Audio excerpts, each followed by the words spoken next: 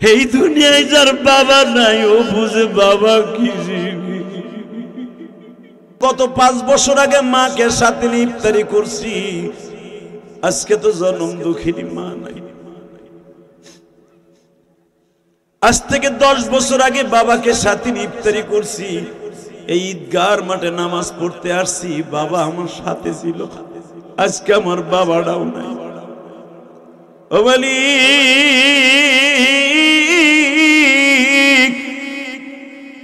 তুমি যদি একটা রহমতের নজরে তাকায় বলো বান্দারে, তুই তোর মা বাবার কথা মনে করে যখন বলছো 5 বছর আগে বাবা আমার সাথে ইফতারি করছে, আজকে আমার বাবা নাই, তুই যদি ইফতারির আগে ওই বাবার জন্য দোয়া করে বলস আল্লাহ আমার বাবারে ইফতারিতে শামিল করলাম, তুই তোর বাবারে টার্গেট করে দোয়া করবি আমি মালিক তোর একটু উপকার করব, তোর বাবার খাবার আমি কবরে ইফতারি পৌঁছায় দিব, তোর মায়ের ইফতারি কবরে পৌঁছায় দিবা।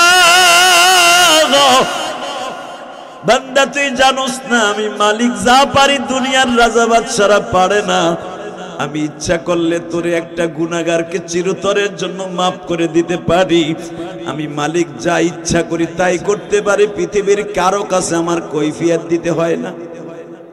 রমজান এমন একটা শব্দ বাঁকা জিনিসটারে সোজা করা, আসসাউমু লি ওয়া আনা আজিজি বি, বান্দা রোজাটা আমার জন্য রাখবি,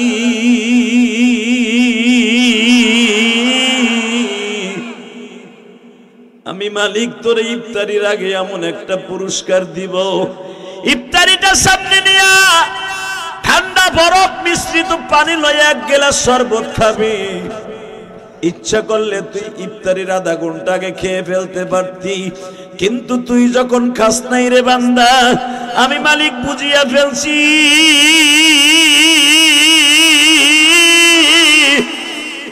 তুই আমার ভয়ে খাস না,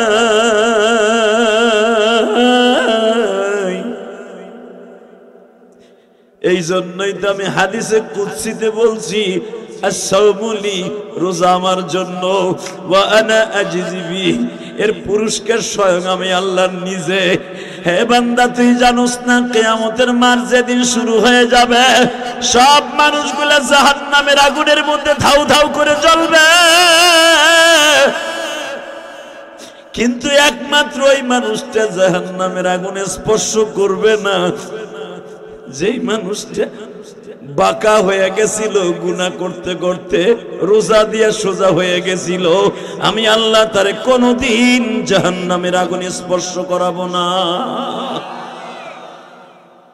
বাজান রে, বিশ্বনবী বিলালকে বললেন তুই একটু চুপ থাক, দেখি আমার আল্লাহ কি করে। ও বাবা, একটু পরে জিবরাইল হাজির।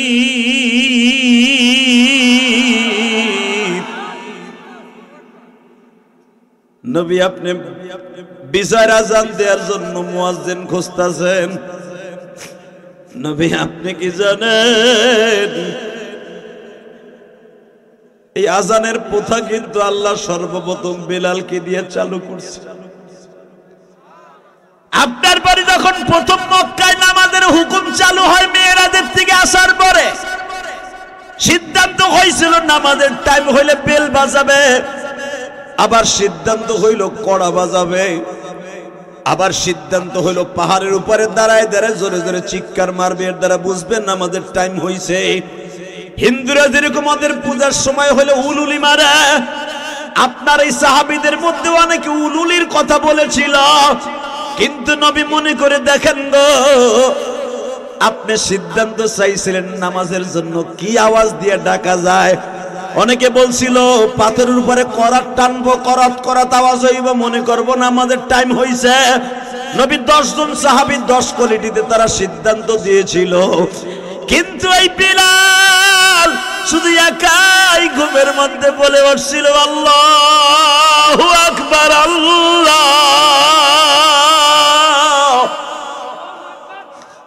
আল্লাহু আকবার, আল্লাহু আকবার। নবী এই আযানের প্রথম বিলাল চালু করছে। আপনার কোন সাহাবী আজানের প্রথা চালু করে নাই গো। এই বিলাল যদি আজকে বিজয়ের দিনে আজান দিতে না পারে, আমার মালিক বেজার হয়ে যাবে। নবী আপনার তো জানা আছে এই বিলাল কেন আজানের প্রথাটা চালু করছে এই জমিটা। বিলাল এখনো পর্যন্ত ঠিক মতো কথা বলতে পারে না। জিহ্বার মাঝখান দিয়ে বিলালের ছিদ্রটা এত বড় হয়ে গেছে, জিহ্বার ঘাও শুকাইয়া মোটা রুটি ভাজলে যেমন শক্ত হয়, বিলালের জিহ্বাটা কিন্তু এখনো ভাজ দিয়ে কথা বলতে পারে না। এই জিহ্বাটা নবী, সবার জিহ্বা হলো নরম, বিলালের জিহ্বাটা কিন্তু অনেক শক্ত। কারণ বিলালের মুনি মুমাইয়া যেই বদমাশ বদরের যুদ্ধে জাহান্নামে গেছে, বিলালের জিহ্বাটারে বাজান বর্ষি দিয়ে এইভাবে চাই না এত দূরে বের করিয়া মাঝখান দিয়ে বড় একটা লোহার প্যারাক ঢুকাই দিয়েছিল। একদিন এক রাত ওই জিহ্বার ভিতরে লোহাটা ছিল, জিহ্বাটা এমন টান দেওয়ার কারণে জিহ্বা বলিয়া মাঝখানে এত বড় ছিদ্র হয়ে গেছে। বিলাল পানি খাইতে গেলে ওই ছিদ্র দিয়ে বাবা বাইজা যাইত। বিলাল ঠিক মতো কোনদিন গোস্ত চাবাইয়া জিহ্বা ঘুরাইয়া খাইতে পারে নাই। জিহ্বার কাজ হলো, জিহ্বার কাজ খাবারটারে ঘুরাইয়া ঘুরাইয়া এক এক দাঁতের নিচে দিয়া দিয়া বিলাল এই কোথার আগ পর্যন্ত বাজান কোনদিন জিহ্বা ঘুরাইয়া খাবারটা দাঁতের নিচে দিতে পারে নাই। বেলাল হাত দিয়া দিয়া দাঁতের নিচে দিত। এখন 2 ফোঁটা চোখের পানি ফেলবা। আবার নবীরে যখন বর্ণনা করতেছে জিবরাইল, নবী আপনার বেলাল রে কেমনে আপনি বাদ দিবেন? আমার নবী চাদর দিয়া চোখ মুছে আর বলে, বেলাল রে বেলাল, আমি নবী তোর ডানা ধরে উঠাই দিলাম কাবার ছাদে। আমি কারো কথা শুনতে চাই না রে বেলাল, তুই আজানের আবিষ্কারক, তুই আজান দিবি, আমার মালিক তোর আজান শোনার লাগে বইয়া রইছে। আল্লাহু আকবার জোরে বলো। এ কলিজার বাজানটা রে, সম্রাট আকবর যখন বলল নবী মুহাম্মদকে নিয়ে নাটক করবা, অতিরঞ্জিত কিছু কইরো না, মুসলমানরা ছাইরা দিব না, এই অনুমতিটা যখন একটুখানি পাইছে গো, সম্রাট আকবরের একজন বন্ধু মানুষ ছিল, দেহরক্ষী, একজন মুক্তি পাস, ও বাজান লাভ দিয়ে দাঁড়ায় বলে, সম্রাট আকবর, কার বিরুদ্ধে তুমি নাটক করার অনুমতি দিলে? একবারও কি ভেবেছ যেই মানুষটা জীবনে জান্নাতের খাবার পাইয়াও খায় নাই? মুসা পয়গম্বর তার উম্মতকে নিয়ে 40 বছর জান্নাতের ভুনা গোস্ত রুটি খাইল। দুনিয়ার সব নবী জান্নাতের আরামায়েশ ভোগ করলো, আমার নবী জীবনে কোনোদিন জান্নাতের জিনিস পাইয়াও ব্যবহার করে নাই। যেই মানুষটা জীবনে কোনোদিন উম্মতের রাইখা জান্নাতের খাবার স্পর্শ করলো না, ওই মানুষটারে কি তুমি নাটক করার জন্য অনুমতি দিলা? এ সম্রাট আকবর, তুমি মুসলমানের সন্তান, আমিও মুসলমানের সন্তান, রাজনীতির কারণে অন্ধ হয়ে যায়ও না। যদি ওই মানুষটারে অপমানজনক হিসাবে নাটক করো, তোমরা মাইনা নিতে পারো ক্ষমতার লোভী, আমি গরিব মানুষ, মোল্লা মানুষ, কোনোদিন মাইনা নিব না। আমি এই দিল্লিতে একা লড়বো।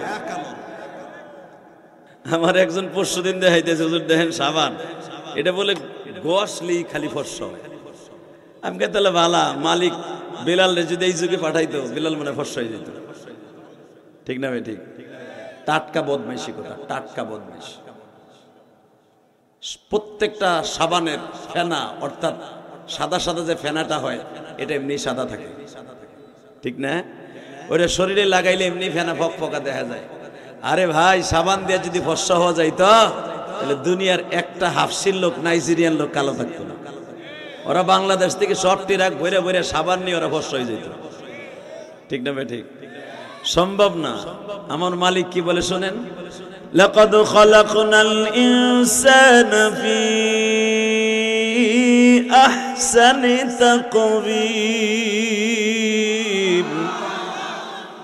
আরে আমি যারে যে অভয় দিয়া আমি যেটা মনোনীত করছি, লাকাদ খালাকনাল ইনসানা ফি আহসানি তাকওয়িম, আমি যারে যেটা মনে করছি এই সূরাত দিয়ে ওরে বানাবো, ওইটাই বেস্ট। ওটা আমি ইচ্ছা করছি আমি তোর এইভাবে বানাবো, এটার পরে হাত দিস না। আমার মা বোন এটার পরে হাত দিয়া এই বুড়ুটারে সাজতে সাজতে একবারে কটা বান্দরের মতো বানায়। কথা কর না কেন? যেই মহিলা আমার আল্লাহর কুদরতি বুড়ুর উপরে হাত দিবে, মাসলাটা ভালো করে বুঝেন। মহিলারা আইসে না ওয়াজে আজকে কইলে আর আপনার এত টাকা লাগবো না সভাপতি সাহেব।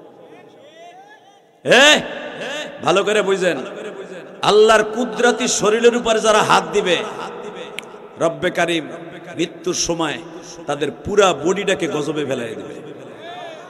যদি কেন কেমনে গজবে ফেলবে? এক নম্বরে গজবে ফেলে যখন চেহারা কেউ ফেরেশিয়াল করে।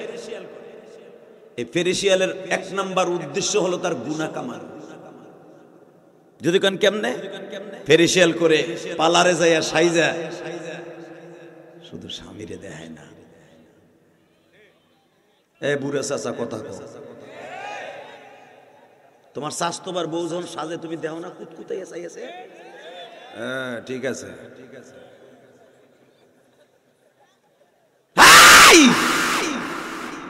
ভালো করে বুঝো কেন গুনাহ পালারে। এক নাম্বার হলো যখনই মহিলা সাজবে শয়তান তার মনের ভিতরে প্রবঞ্চনা দিয়ে বলবে তুই সাজছর কার লাগা? সাজা ছিল স্বামীর জন্য ফরজ, সেইটা না কইরা তুই যখন পালারে দিয়ে সাজছর তোর কেমন দেখা যায়? অন্তত তগো এই বাজার দিয়া একটু ঘুরে আয় না, তোরে কেমন দেখা যায়? কথা ঠিক না বেঠিক? কোন একটা মহিলা আমারে দেখাইতে পারবেন না, এমনকি হুজুরের বউ যদি হয়, আরে কোন বড় আলেমের বউ যদি হয়, সে যদি পালারে সাইজা আসে, তার নিয়ত এইটা থাকে না যে আমার স্বামীরে 12টার পরে ঘরে আইবো হেরে দেখাবো, এই নিয়ত থাকে না। পালার মানে এই শরীরটাকে অন্য কাউরে দেখাবো। এই জন্যই শয়তান কয় অন্যরে দেখাবি, মরার সময় এর খেসারত তুই দিবি। কারণ মহিলাদের পুরা বডিটা দেখানো, অন্তত পুরা বডি তো দূরের কথা, চেহারাটাও যদি কাউকে দেখায়, গুনাহ মাফের নিয়ত কইরা আল্লাহ রাব্বুল আলামিন এই চেহারাটাকে কিয়ামতের মাঠে তার আগুনের সেলুন দিয়ে পুরা চেহারাটা পুরাই ফেলবে। ডাইরেক্ট কোরআন শরীফের আয়াত, আল্লাহ কি বলে শোনেন, তালফাহু উজুহাহুমুন নার। তালফা মানে থাবা, উজুহ মানে চেহারা। আমি জাহান্নামের আগুন দিয়া আর চেহারাটাকে একবারে পোড়ায় দিব। আল্লাহ এই গজব থেকে আমাদের মা বোনদেরকে হেফাজত করেন। জোরে কোন আমিন। এটার আওয়াজ বাড়ায় নাই না, ভিতরেরটা বাইরে যাওয়া হোক, আমার দেহের বিষয় এটা লাগা। মাস্টার বাড়া, টন্ডা বাড়া হালকা, আর একটু, আর একটু, আর একটু, ঠিক আছে। কোন যেন না করে পর্যন্ত তোর মানতা। মারহাবা বলেন। এত সময় হাতে রাখছি লাগা, সিক্কেট দিয়ে ফাটা পাই লেগা, ফাটুক। আল্লাহ আল্লাহ আল্লাহ আল্লাহ। শাবান শব্দের অর্থ হলো পরিষ্কার হওয়া। পরিষ্কার হয়ে রমজানে ঢুকবেন। একটা কোরআন শরীফ নিয়ে আসো তো। এই পরিষ্কার হয়ে রমজানে ঢুকবেন, আমি আল্লাহকে সাক্ষী রেখে বলছি, প্রতিটা রোজা আপনার কবুল হবে। মারহাবা বলেন। বাজানরে রোজা এমন একটা শব্দ, রোজা মানি একবারে বাঁকা জিনিসটারে পুরায়া সোজা করা। সম শব্দের অর্থ হলো বাঁকা জিনিসটারে, জোরে কোন, আরো জোরে। এখন যদি কোন এই সম, এই রোজার অর্থ যদি বাঁকা জিনিসটারে সোজা করা, তাহলে আমি বাঁকা হইলাম কবে আর সোজা হব কবে? রোজা শব্দের অর্থ একটা জিনিসকে পোড়ায়া। দেখবেন আগে আমার বাপসা ছাড়া, এখন তো মাশাআল্লাহ মেশিনে সবকিছু করে, আগে বাপসা ছাড়া নৌকা বানাইতে যাই একটা কাঠ বাঁকা করতে যাই আগুনে পোড়া দিত। কথা কন না কেন? একটা বাঁশের লাঠি বাঁকা করতে যাইয়া আগুনে পোড়ায় পরে আস্তে আস্তে সোজা করতো, বাঁকা করতো, তাই না? আল্লাহ সেই শব্দ বলে না, সিয়াম আসাম, বাঁকা জিনিসটারে সোজা করা, অর্থাৎ 11 মাস গুনাহ করতে করতে বডিটারে বাঁকা বানায় হেলাইছে, ধনকের মতো বাঁকা হয়ে গেছে। এইটারে 1 মাস রোজা রাইখা আমি রব তোরে সোজা করে দিব, তুই হাসতে হাসতে জান্নাতে যাবি। এবং আমি তোরে কি কইছি জানোস? রোজা থাকার কারণে আসামুলি ওয়া আনা আজিজি বি, রোজাটা শুধু আমার জন্য। আমি আল্লাহ জীবনে খাই না, তুইও এই বছর 13 ঘন্টা খাবি না। জোরকান মারহাবা।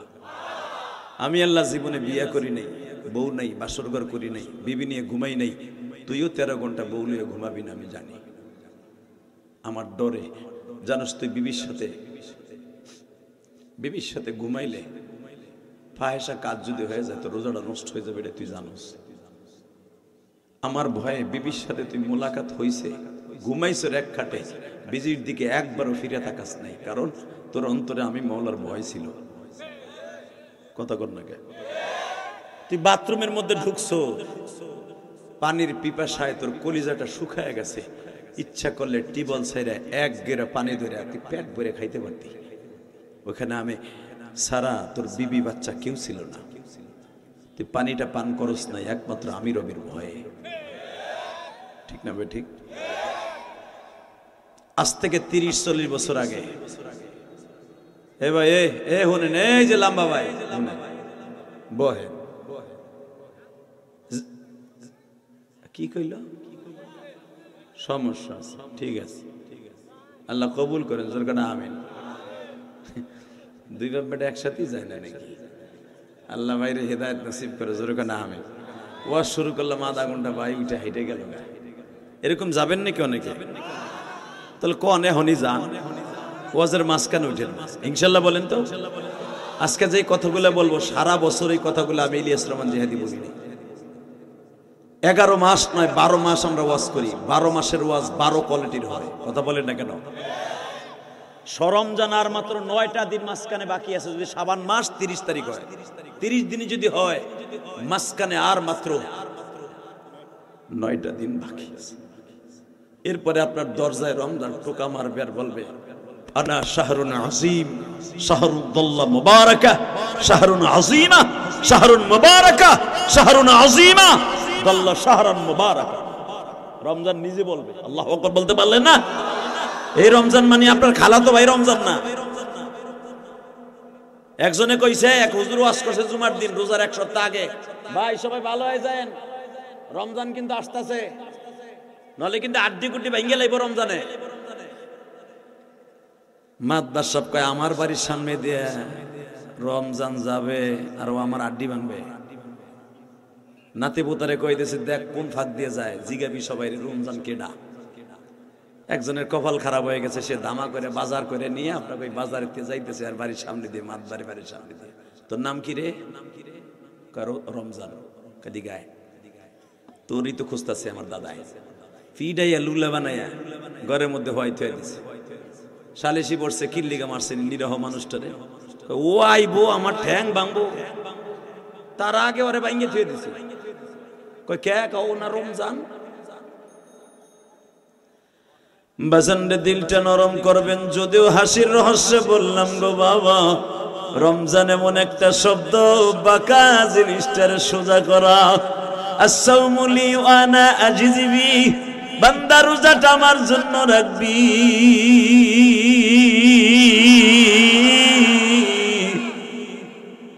আমি মালিক তোরে ইফতারির আগে এমন একটা পুরস্কার দিব, ইফতারিটা সামনে নিয়া ঠান্ডা বরফ মিশ্রিত পানি লয়ে 1 গ্লাস শরবত খাবি। ইচ্ছা করলে তুই ইফতারির আধা ঘন্টা আগে খেয়ে ফেলতে পারতি, কিন্তু তুই যখন খাস নাই রে বান্দা, আমি মালিক বুঝিয়া ফেলছি।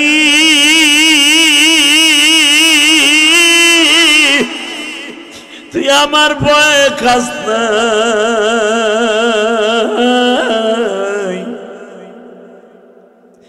এই জন্যই তো আমি হাদিসে কুদসিতে বলছি, আস-সাওমুলি, রোজা আমার জন্য, ওয়া আনা আজজিবি, এর পুরস্কার স্বয়ং আমি আল্লাহ নিজে। হে বান্দা, তুই জানোস না কিয়ামতের মাঠ যেদিন শুরু হয়ে যাবে, সব মানুষগুলা জাহান্নামের আগুনের মধ্যে ধাউ ধাউ করে জ্বলবে, কিন্তু একমাত্র ওই মানুষটা জাহান্নামের আগুনে স্পর্শ করবে না, যেই মানুষটা বাঁকা হয়ে গেছিল গুনাহ করতে করতে, রোজা দিয়ে সোজা হয়ে গেছিল। আমি আল্লাহ তারে কোনোদিন জাহান্নামের আগুনে স্পর্শ করাবো না। রোজাটা রাখার দরকার আছে না নাই? এ চাচা ঘুমাইয়েন না, কালকে ঘুমাইলে আপনার কেউ ডাকবো না। অন্তত আওয়াজ দিয়ে বলেন রোজা রাখার দরকার আছে না নাই? জোরে কন আছে? রাখবেন? সবাই রাখবেন ইনশাল্লাহ? বলেন তো আল্লাহু আকবার, জোরে বলেন তো। যারা রোজাটা রাখবেন কিয়ামতের মাঠে আপনার সাথে আমার দেখা হবে ইনশাল্লাহ। বলেন ইনশাল্লাহ। মনে রাখবেন, যারা 30টা রোজা রাখবে, সে 30টা রোজার কারণে কিন্তু সে 30টা সওয়াব পাবে না, একটা রোজায় 70টা পাবে। তাহলে 30 রে আপনি 70 দিয়ে গুণ দেন, কত হয়? 2100। জোরে কোন কত? তাহলে রোজা রাখবেন 1 মাস, সওয়াব পাবেন 2100। হ্যাঁ সুবহানাল্লাহ। বোর খেতার নিচে যায় কই বেটা, হ্যাঁ বইয়া কইবা। আমি আবার বলছি, রোজা রাখবেন 30টা, সওয়াব পাবেন 2100। বছর কয় দিনে? 300। জোরে কম 300। আপনার কথা কম, চুপ করেছে আর বইছে। আপনার কোদিক বেড়া রাখেন চাইতে যায়, এরা কয় কি 300 300। ওই গুলিস্তান দেয় না 60 বেচে, যেটা ধরবেন 100 বাইসা বাইসা 100, তুমিও কাও 365। 300 বছর কয় দিন? 65 বা 64, ভালো করে বুঝেন। তাহলে বছর হলো আপনার 365 দিন, আর রোজা রাখছেন 1 মাসে 2100। তাহলে আপনার বোনাস তো রয়ে গেছে আরো অন্তত 1600। এই সুন্দর রেজাল্ট বের করে 1635টা রোজা আপনার অ্যাকাউন্টে রয়ে গেছে বছর। জোরে জোরে জোরে জোরে। যারা 30টা রোজা রাখবেন, 1635টা রোজা আপনার অ্যাকাউন্টে থেকে যাবে বছরে। সব খরচ করার পরও 1635টা থাকবে। আমার আল্লাহ বলেন, আমি যে তোরে পুরস্কার নিজের হাতে দেবো, কেন জানোস? একমাত্র একটাই 70টা পাবি। এই জন্য যেই বদমাশগুলো রোজা রাখবে না, সারা জীবন রোজা রাখলেও একটা রোজার শূন্যস্থান পুরা করতে পারবেন না। এই জন্যই তো আমার আল্লাহ কইছে। অতএব বলেন রোজাটা ভাঙা যাবে না ইনশাল্লাহ। বলেন আল্লাহু আকবার, জোরে বলেন। কালকে 2টা প্রোগ্রাম ছিল, রাত্রে মাগরিবের পর একটা, ইশার পর একটা। আমার দিকে তাকান। আজকেও জুমার পরে বয়ান ছিল আরিফ বেনের হাবিব আমার এক জায়গায়, হিমায়তপুর স্ট্যান্ডে। ওখান থেকে আসছে কলিজার ভাইরা আমার। তো আমি যখন মাগরিবের পর ওয়াজ করে ইশার আজান দিয়ে নাইমে যাইতেছি আর এক জায়গায় মাদারীপুর সদরে, ইন দি মিড টাইমে 80 বছর একটা বুড়া, আমার ওই বাজানের মতো। আমি যখন বলছি কে কে রোজা রাখবেন 30টা, সওয়াব পাবেন 2100, ওই বাজান কাঁদতে কাঁদতে কাঁদতে কাঁদতে আমার সামনে আইছে স্টেজের কাছে। বাবা, তুমি আমার ছেলের বয়সী, বাপ তুমি না কইছো 30টা রোজা কে রাখবেন? বাবা আমার তৌফিক নাই। কে? ডাক্তার আমার প্রেসক্রিপশনে লিখে দিছে আপনার রোজা রাখা যাবে না, আপনার সেই বডির কনস্ট্রাকশন সেরকম স্বাবলম্বী নাই, আপনি রোজা রাখলে অসুবিধা আছে, আপনি অসুস্থ হয়ে যাবেন। বাবা আমি এখন কি করব? আমি যে তোমার হাত এসে করে ওয়াদা দিছে আমিও রাখবো। আমি তারে বুঝ দিয়ে বললাম, বাবা আপনি যে নিয়ত করছেন না 30টা রোজা রাখবেন, ডাক্তার লিখে দিয়েছে আপনি রাখতে পারবেন না, রোজা রাখলে আপনি অসুস্থ বেড়ে যাবে। বাবা ডাক্তারের কথা শোনাও, আল্লাহর হুকুম। তবে বাবা আপনি রোজাটা রাখতে পারেন নাই, অসুবিধা নাই, ফেদিয়ে দিয়ে দিয়ে আর মালিকের কাছে কাঁদতে থাকেন। দেখেন আমার আল্লাহ পারে না এমন কোনো জিনিস নাই। রোজার এখনো 10 দিন আছে বাবা, আপনার আল্লাহ সুস্থ করে দিতে পারে। কথাটা বলতে পারি দেখে কি পুরো খতখত করে ছোট বাচ্চার মতো কান্দে আর চাদর দিয়ে চোখ মুছে। কলিজার যুবক ভাইরা, তোমাদের যাদের শরীরটা সুস্থ আছে, এর চাইতে বড় নেয়ামত পৃথিবীতে আর কিচ্ছু থাকতে পারে না। থাকার পর যারা রোজাটা রাখবা না, সেদিন তুমি আফসোস করবা যেদিন তোমাকে ডাক্তার রোজা রাখতে নিষেধ করবে। সেদিন বুঝবা যে রোজাটা আমার জন্য কত বড় নিয়ামত ছিল। আমি হেলায় খেলায় মাত্র একটু কলেজে পরীক্ষা দিতে যাব, কলেজে আমি রোজাটা নষ্ট করে কলেজে পরীক্ষা দিতে যাই। আর আমাকে মা বুন্ডাও আছে, আমার পোলার সামনে পরীক্ষা, পরে ডাকিস না, ওর পড়ার মতো গজব পড়বো রোজা রাখলে। কথা বল না কেন? হালাকে তুমি জানলা না এই রোজার মাসে নিজে বলতেছে শাহরুন আজিম, শাহরু রহমা, আউয়ালুর রহমা ওয়া আওসাতু মাগফিরা ওয়া আখিরু ইতকুম মিনান নার। এই বান্দা তুই জানোস না আমি 3 ভাগে বিভক্ত হইয়া তোকে দুনিয়া আইছি। 1 নম্বরে প্রথম 10 দিন রহমা, মাঝখানের 10 দিন মাগফিরা, লাস্টের 10 দিন জাহান্নামের আগুন থেকে বাঁচায়া দেয়া। আমি এমনি এমনি আসি নাই, 3টে ভাগ লই আইছি বান্দা। মনে রাখবি 30টা রোজা রাখা যারা রাখবি আমি কবরে তোর বডি গেট হয়ে ডুববে। আর সিয়ামু সুন্নাহ, সিয়ামু সুন্নাহ রোজাটা হলো তোর জাহান্নামের হাত থেকে বাঁচার জন্য ডাল শুরু। এই সুবহানাল্লাহ জোরে কর। আর সিয়ামু সুন্নাতুন রোজাটা হলো ডাইরেক্ট জাহান্নামের হাত থেকে বাঁচার ডাল। বুখারীর হাদিস। অতএব রোজাটা রাখার দরকার আছে না নাই? জোরে বলেন। চাচা রাখবেন? ওই জিন্দেগি চাই না যেই জিন্দেগি এমন একটা টাইম আসবে। ওই বাচ্চাগুলোর আওয়াজ বন্ধ করো, পিছনে একজন লোক যাও আবার। এই ওরম শরীর চাই না যেই শরীরের অবস্থা এমন হয়ে যাবে যেন আমি রোজা রাখতে পারবো না। বলেন ইনশাআল্লাহ। আল্লাহ তুমি আমার বডিটা কেমন ভাবে রাখবা যেন 30টা রোজা মৃত্যুর আগ পর্যন্ত রাখতে পারি। ইনশাআল্লাহ বলেন তো। বাজান এবার দিলটা নরম করে আমার আল্লাহকে দেখাইয়া দেন মালিক। আল্লাহ ওয়াদা তো দিয়ে ফেলেছি 30টা রোজা রাখবো আল্লাহ, কিন্তু গত বছর যাদেরকে নিয়ে ইফতারি করছি জনম দুঃখিনী মা। আরে এইটা আবার কেডা?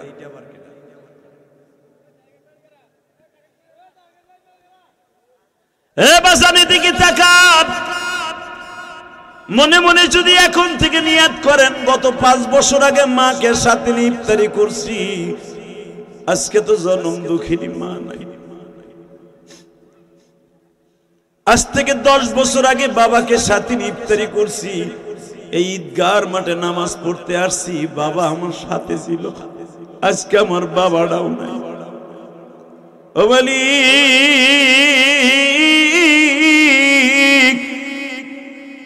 তুমি যদি একটা রহমতের নজরে তাকায় বলো বান্দারে তুই তোর মা বাবার কথা মনে করে যখন বলছো 5 বছর আগে বাবা আমার সাথে ইফতারি করছে, আজকে আমার বাবা নাই, তুই যদি ইফতারির আগে ওই বাবার জন্য দোয়া করে বলস আল্লাহ আমার বাবারে ইফতারিতে শামিল করলাম, তুই তোর বাবারে টার্গেট করে দোয়া করবি আমি মালিক তোর একটু উপকার করব, তোর বাবার খাবার আমি কবরে ইফতারি পৌঁছায় দিব, তোর মায়ের ইফতারি কবরে পৌঁছায় দিবা। বান্দা তুই জানোস না আমি মালিক যা পারি দুনিয়ার রাজা বাদশারা পারে না। আমি ইচ্ছা করলে তোরে একটা গুনাহগারকে চিরতরের জন্য মাফ করে দিতে পারি। আমি মালিক যা ইচ্ছা করি তাই করতে পারি, পৃথিবীর কারো কাছে আমার কৈফিয়ত দিতে হয় না। ঠিক না বেটি? আল্লাহর কারো কৈফিয়ত দিতে হয়? হ্যাঁ, এই আল্লাহ ইচ্ছা করলে সব পারে কি পারে না? বান্দা সব ইচ্ছা করলে পারে? ভালো করে মনে রাখেন, পারে। আওয়ামী লীগ সরকার ক্ষমতায় যখন ছিল তারা মনে মনে ভাবছিল 41 সাল পর্যন্ত এই দেশের তারা থাকবে। আল্লাহকে এটা কেমনে ভাবলি? দিব সময় 45 মিনিট। কথা কন না কেন? জোরে কন। আস্তে কথা বলে বিজয় হইবে। কথা বলেন। বান্দা তুই ইচ্ছা করে সব পারবি না, আমি পারবো। কথা ঠিক না ঠিক? তবে সবচেয়ে বেশি কষ্ট লাগে কি জানেন? সবচেয়ে বেশি কষ্ট লাগে আমাদের বাংলাদেশটা এমন একটা দেশ, প্রতিহিংসার দেশ, তাই না? যারা ক্ষমতায় থাকে তাদের পরে যারা এরপরে যারা আসে ওই তারা যা শিখে গেছে এদের কাজা তারা আদায় করে। কিন্তু মনে রাখবেন পৃথিবীতে ওই রাজনীতি হলো রাজার নীতি যে সুযোগ পাওয়ার পরও প্রতিশোধ দেয় না। কথা জোরে বলতে হবে। দেখাই দেই, দেখাই। আমরা তো হুজুরকে খালি বকেন। এই সর মনে হয় পীর সাহেবের নাক ফাটাইছিল, মনে আছে? হ্যাঁ, মেয়র প্রার্থী বরিশালের, নাম কমুনা। হ্যাঁ, মুসলমানের পোলা, ওরে টাকা দিয়ে 5,000 না 7,000 টাকা দিয়ে দিছে, তুই খালি সরমনায় নাইবে আমিরের নাকটা ফাটাই দিবি। ও গেছে ওই ইচ্ছা করে নাক ফাটাইব, দিছেও নাক ফাটাইয়া। এখন তো গেছে ওর দল পল্টি খাইয়া, এখন ওই চান্দুর ফোচান্দু কই যাবে। সরমনের মুরিদরা যে করার করা, পাগড়ি দিয়ে পেঁচ দিয়ে ওর গলায় ভাঁজ দিয়ে জায়গায় টাঙাই থুয়ে দেবো লঞ্চের সাথে। কথা কন না কেন? সরমনের মুরিদ গুলো কি আপনারা তো জানেন, এরা আওয়ামী লীগের কি ভয়ঙ্কর, এর সাথে বেশি ভয়ঙ্কর ওরা। তোমার পাম দিলাম আর হাঁসের ডিমের মতো ত্যাগ করে ওটাকে।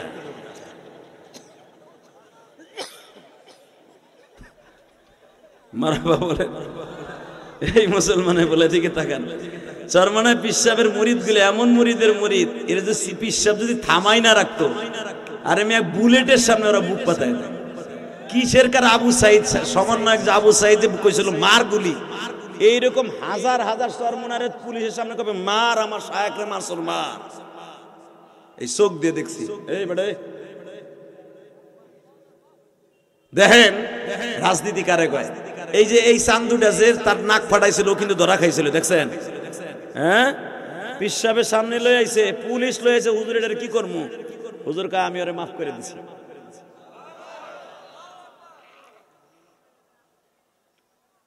সারা পৃথিবীতে পুরো সংশয় ভাসছে। যদি কোন মাফ করলো কেন?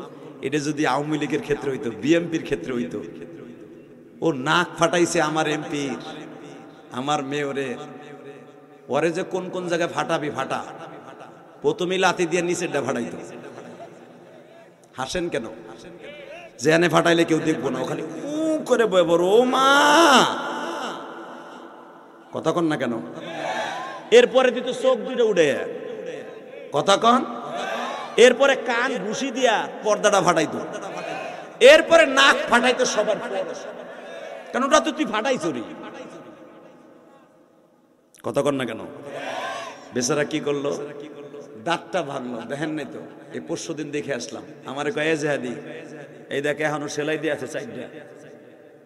আমার কয় পরশু দিন রাত্রে, রাত বাজে তখন 2:30, আমার ডাক্কে নিছে তার খাসরুমে, দেখা করতে বইছি। আল্লাহ কয় এই দেখ এখানে ঠোঁটটা ফাটা। আমি বললাম এই জন্যই তো আপনি সারা পৃথিবীতে পুরো সংশয় বাড়ছেন। সাথে সাথে আমার একখান ওয়াজ শুনাইলাম, আমিও তারে শুনাইলাম, মারহাবা বলেন। আমি বললাম আপনাদের সেই বুড়ির কাম করছেন। কোন বুড়ি? ফাতে মক্কার পরে আমার নবী বললেন ইন্না ফাতাহনা লাকা ফাতাহান মুবিনা। মক্কায় 10টা জায়গায় আমার নবী বিজয় নিশান গাড়লেন, মারহাবা বলেন। কয়টা? জোরে কন, কয়টা? আরো জোরে, জোর হলো না। ঘুমাইছিনি? ঘুমাইছিনি? কয় 10টা। ঠিক আছে, এই চাচা 10টা জায়গায় আমার নবী পতাকা গাড়লেন। 1 নম্বরে হলো কাবার ছাদে, মারহাবা বলেন। 2 নম্বরে কাবার দরজার সামনে। 3 নম্বরে মসজিদে ফাতাহ, যেটা মসজিদে জেনের সামনে, এখানে গাড়লেন। এরপরে গাড়লেন ছাপা মারোয়া পাহাড়ের উপরে। এরপরে গাড়লেন আবু সুফিয়ানের বাড়ির সামনে। এরপরে গাড়লেন আবু জেহেলের বাড়ির সামনে। এরপরে গাড়লেন নবীর দাদার ছাদে। এই 10টা জায়গায় বিজয় পতাকা উড়ে। এই দেশ যখন স্বাধীন হয় মুক্তিযোদ্ধাদের হাতে, মুক্তিযোদ্ধারাও কিন্তু লাল সবুজের পতাকা উড়াইছিলেন। ঠিক আমার নবীও পতাকা উড়াইছিলেন, পতাকা উড়ানো সুন্নাতে রাসূল। কিন্তু নবীর পতাকার মধ্যে লেখা ছিল লা ইলাহা, বলেন লা ইলাহা মুহাম্মাদুর। এই পতাকার মাঝখানে লেখা ছিল, ধা ধা গতিতে উঠতেছে। হঠাৎ করে আমার নবী বলে বেলাল রে আজান দে। বেলাল উঠলেন ছাদের উপরে, এখন কানবেন, বহুত আসছেন। বেলাল আজান দিতে ছাদে উঠবে, কেবল রুকনে আমিনের দরজার উপরে পা দিয়া বাইয়া বাইয়া ডাব গাছে ওঠার মতো বেলাল উঠতে চাইতেছে। মক্কার কিছু সামাজিক বৈষম্য, যারা নতুন মুসলমান হয়েছে, তারপর টাকা পয়সা বেশি, তারা বলে হুজুর আজকে বেলাল আজান না দিয়ে আবু বকর দিলে ভালো হয় না। এটা তো বেলালের বাপের দেশ না, এটা তো আবু বকরের বাপের দেশ, আলীর বাপের দেশ। আজকের আজানটা আবু বকর দি।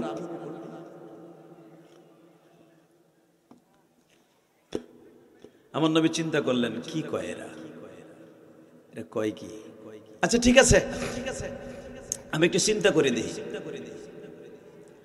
বাসনরে এক এক করে আমার নবী পরামর্শ করতেছে, দেখি সাহাবীদের নিয়ত কি।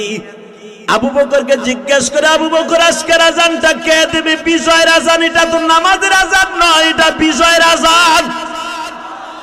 এই জন্য দেখবেন উলামা একরাম মিছিলে নামলে প্রথম নারাই তাকবীর কয়, আর অন্য দলেরা যার যার আওয়ামী লীগেরা কি কয়? জয় বাংলা। এবার ঠেলা সামনে কথা কন না কেন? এই মুসলমানের পোলা, আর মুসলমান সত্যিকারে তাদের ইউনিফর্ম, এটা নবীর সুন্নাত, এটা হবে কি? আওয়াজটা কি হবে? জোরে কর। এই আওয়াজটা নামাজের জন্য ফরজ, সব জায়গায় ফরজ। নবী আমার বলেন, এ বিজয় একটা আজান দে, বিজয় আজান, হাইয়া আলাস সালাহ হাইয়া আল ফালাহ বাদে দে আজান। এই আজানটা কে দিবে? বিজয়ের আজান। আবু বকর তুমি দাও। আবু বকর কয়, হুজুর আমার কণ্ঠ বেশি ভালো না, আমার বেশি আওয়াজও নাই, উমরে দেন। ওর আওয়াজ 3 কিলো পর্যন্ত যায়।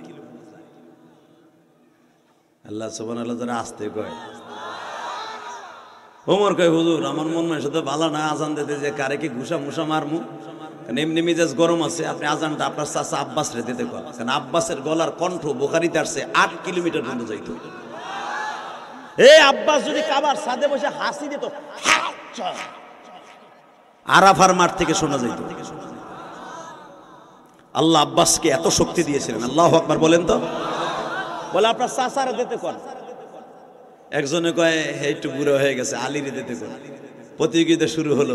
আমার নবী চুপ করে থাকায় বলে, আচ্ছা ঠিক আছে, আমি একটু চুপ করে থাকি, দেখি আমার মাওলা কি কয়। বাজান রে, বিশ্বনবী বিলালকে বললেন, তুই একটু চুপ থাক, দেখি আমার আল্লাহ কি করে। ও বাবা, একটু পরে জিবরাইল হাজির।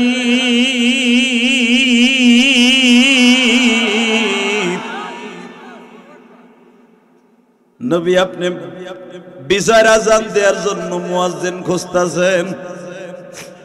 নবী আপনি কি জানেন, এই আজানের প্রথা কিন্তু আল্লাহ সর্বপ্রথম বিলালকে দিয়ে চালু করছে। আপনার বাড়ি যখন প্রথম মক্কায় নামাজের হুকুম চালু হয় মেয়েরাদের থেকে আসার পরে, সিদ্ধান্ত হয়েছিল নামাজের টাইম হইলে বেল বাজাবে, আবার সিদ্ধান্ত হইল কড়া বাজাবে, আবার সিদ্ধান্ত হইল পাহাড়ের উপরে দাঁড়ায় দাঁড়ায় জোরে জোরে চিৎকার মারবে, এর দ্বারা বুঝবেন নামাজের টাইম হয়েছে। হিন্দুরা যেরকম ওদের পূজার সময় হলে উলুলি মারে, আপনার এই সাহাবীদের মধ্যে অনেকে উলুলির কথা বলেছিল, কিন্তু নবী মনে করে দেখেন গো, আপনি সিদ্ধান্ত চাইছিলেন নামাজের জন্য কি আওয়াজ দিয়ে ডাকা যায়। অনেকে বলছিল পাথরের উপরে করাত টানবো, করাত করাত আওয়াজ হইব, মনে করবো না আমাদের টাইম হইছে। নবী 10 জন সাহাবী 10 কোয়ালিটিতে তারা সিদ্ধান্ত দিয়েছিল, কিন্তু এই বিলাল শুধু একাই ঘুমের মধ্যে বলে উঠছিল, আল্লাহু আকবার,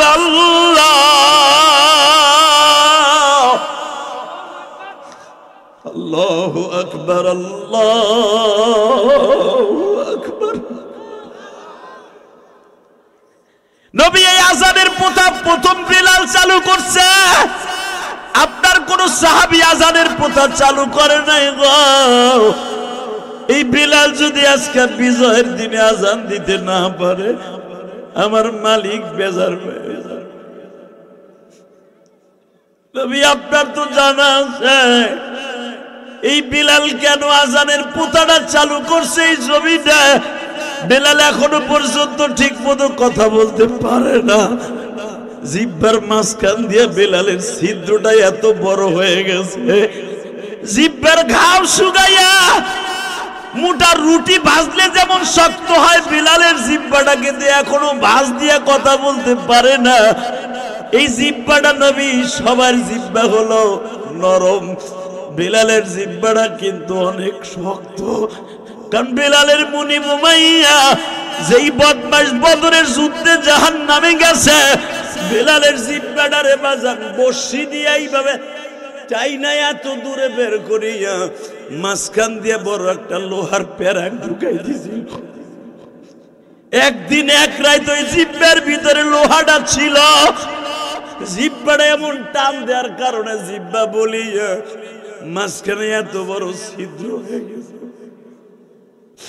বিলাল পানি খাইতে গেলে ওই ছিদ্র দিয়ে বাবা বাইজা যাইত। বিলাল ঠিক মতো কোনদিন গোস্ত চাবাইয়া জিব্বা ঘুরাইয়া খাইতে পারে নাই। জিব্বার কাজ হলো, জিব্বার কাজ খাবারটারে ঘুরাইয়া ঘুরাইয়া এক এক দাঁতের নিচে দিয়া দিয়া বিলাল কোথার আগ পর্যন্ত বাজান কোনদিন জিব্বা ঘুরাইয়া খাবারটা দাঁতের নিচে দিতে পারে নাই। বেলাল হাত দিয়া দিয়া দাঁতের নিচে দিত। এখন 2 ফোঁটা চোখের পানি ফেলবা। আবার নবীরে যখন বর্ণনা করতেছে জিবরাইল, নবী আপনার বেলাল রে কেমনে আপনি বাদ দিবেন? আমার নবী চাদর দিয়া চোখ মুছে আর বলে বেলাল রে বেলাল, আমি নবী তোর ডানা ধরে উঠাই দিলাম কাবার ছাদেও। আমি কারো কথা শুনতে চাই না রে বেলাল, তুই আজানের আবিষ্কারক, তুই আজান দিবি, আমার মালিক তোর আজান শোনার লাগে বইয়া রইছে। আল্লাহু আকবার জোরে বলো। বেলাল কি কই শুনেন, বুখারীতে আসছে ফাতে মক্কা, নবী সবাই যখন চায় না আমি দিব না, থাক আজকের আজানটা আমার অন্য বাইরে দিক। আমার নবী কয় বেশি বোঝোস, তুই আজান না দিলে মক্কা বিজয় হবে না। জোরে জোরে জোরে জোরে জোরে জোরে জোরে জোরে জোরে দিকে বেলাল নবী আজান দেওয়ার কথা কইয়া কিতাবুল হিজরা দেখবেন। নবী আমার আব্দুল্লাহ ইবনে মাসউদকে সাথে নিয়ে আমার প্রিয় হাবিব তার দাদার বাড়ির পিছনের দিকে গেছে। দেখি না আমার দাদার বাড়িটা কেমন আছে, সুবহানাল্লাহ কইলেন না? দাদার বাড়ির পিছনটা গুল্লি দিয়ে আসতে না আসতে দেখতেছে এক মহিলা গুজা হইয়া এইভাবে পিঠির উপরে এক বস্তা লইছে, এইভাবে ঘাড়ে এইভাবে একটা লইছে পিঠির উপরে, আর একটা লইছে এই হাতের উপরে, এইভাবে লইয়া মহিলা 3টা গাচ্ছি লইয়া মহিলা যাইতেছে জাবালে, সেই কঠিন গুহার দিকে, অর্থাৎ যেই হিজরাতের জাবালে সুর এই দিকে যাইতেছে। 4.5 কিলোমিটার রাস্তা, মহিলা 3টা গাচ্ছি লইয়া যাইবে। নবী পিছনের থেকে ডাগায়া আব্দুল্লাহ ইবনে মাসউদের কয় তুই জাগা। আব্দুল্লাহ ইবনে মাসউদ বলে নবীকে আমি যাবো না, পিছনে পিছনে থাই, ঘটনাটা কি ঘটে? নবী যে আস্তে করে জিজ্ঞেস করে মা গো গাট্টিতে দেখি 3টা মানুষ, আপনি একা পারবেন কেমনি? 2টা আমারে দেন। মহিলা হাফায় আর কয় 2টা গাট্টি নিবা, কত টাকা নিবা? আমার নবী বলে 1 টাকাও দিতে হইব না, আপনার একটু উপকার করি আমি। আল্লাহ সুবহানাল্লাহ আস্তে কয়েক বাড়ি ঘর ছিল। আমি আবার বলছি, এই নবী বললে আমার 1 টাকাও দিতে হইব না, গাত্তি 2টা আপনারা গন্তব্যস্থানে পৌঁছে দিই। রাজনীতি কারে কয় রে চান্দু ভাইরা? রাজনীতি হিগের, ঠিক না বেঠিক? এই জন্যই তো আল্লাহ কোরআনে কি বলছে শোনেন,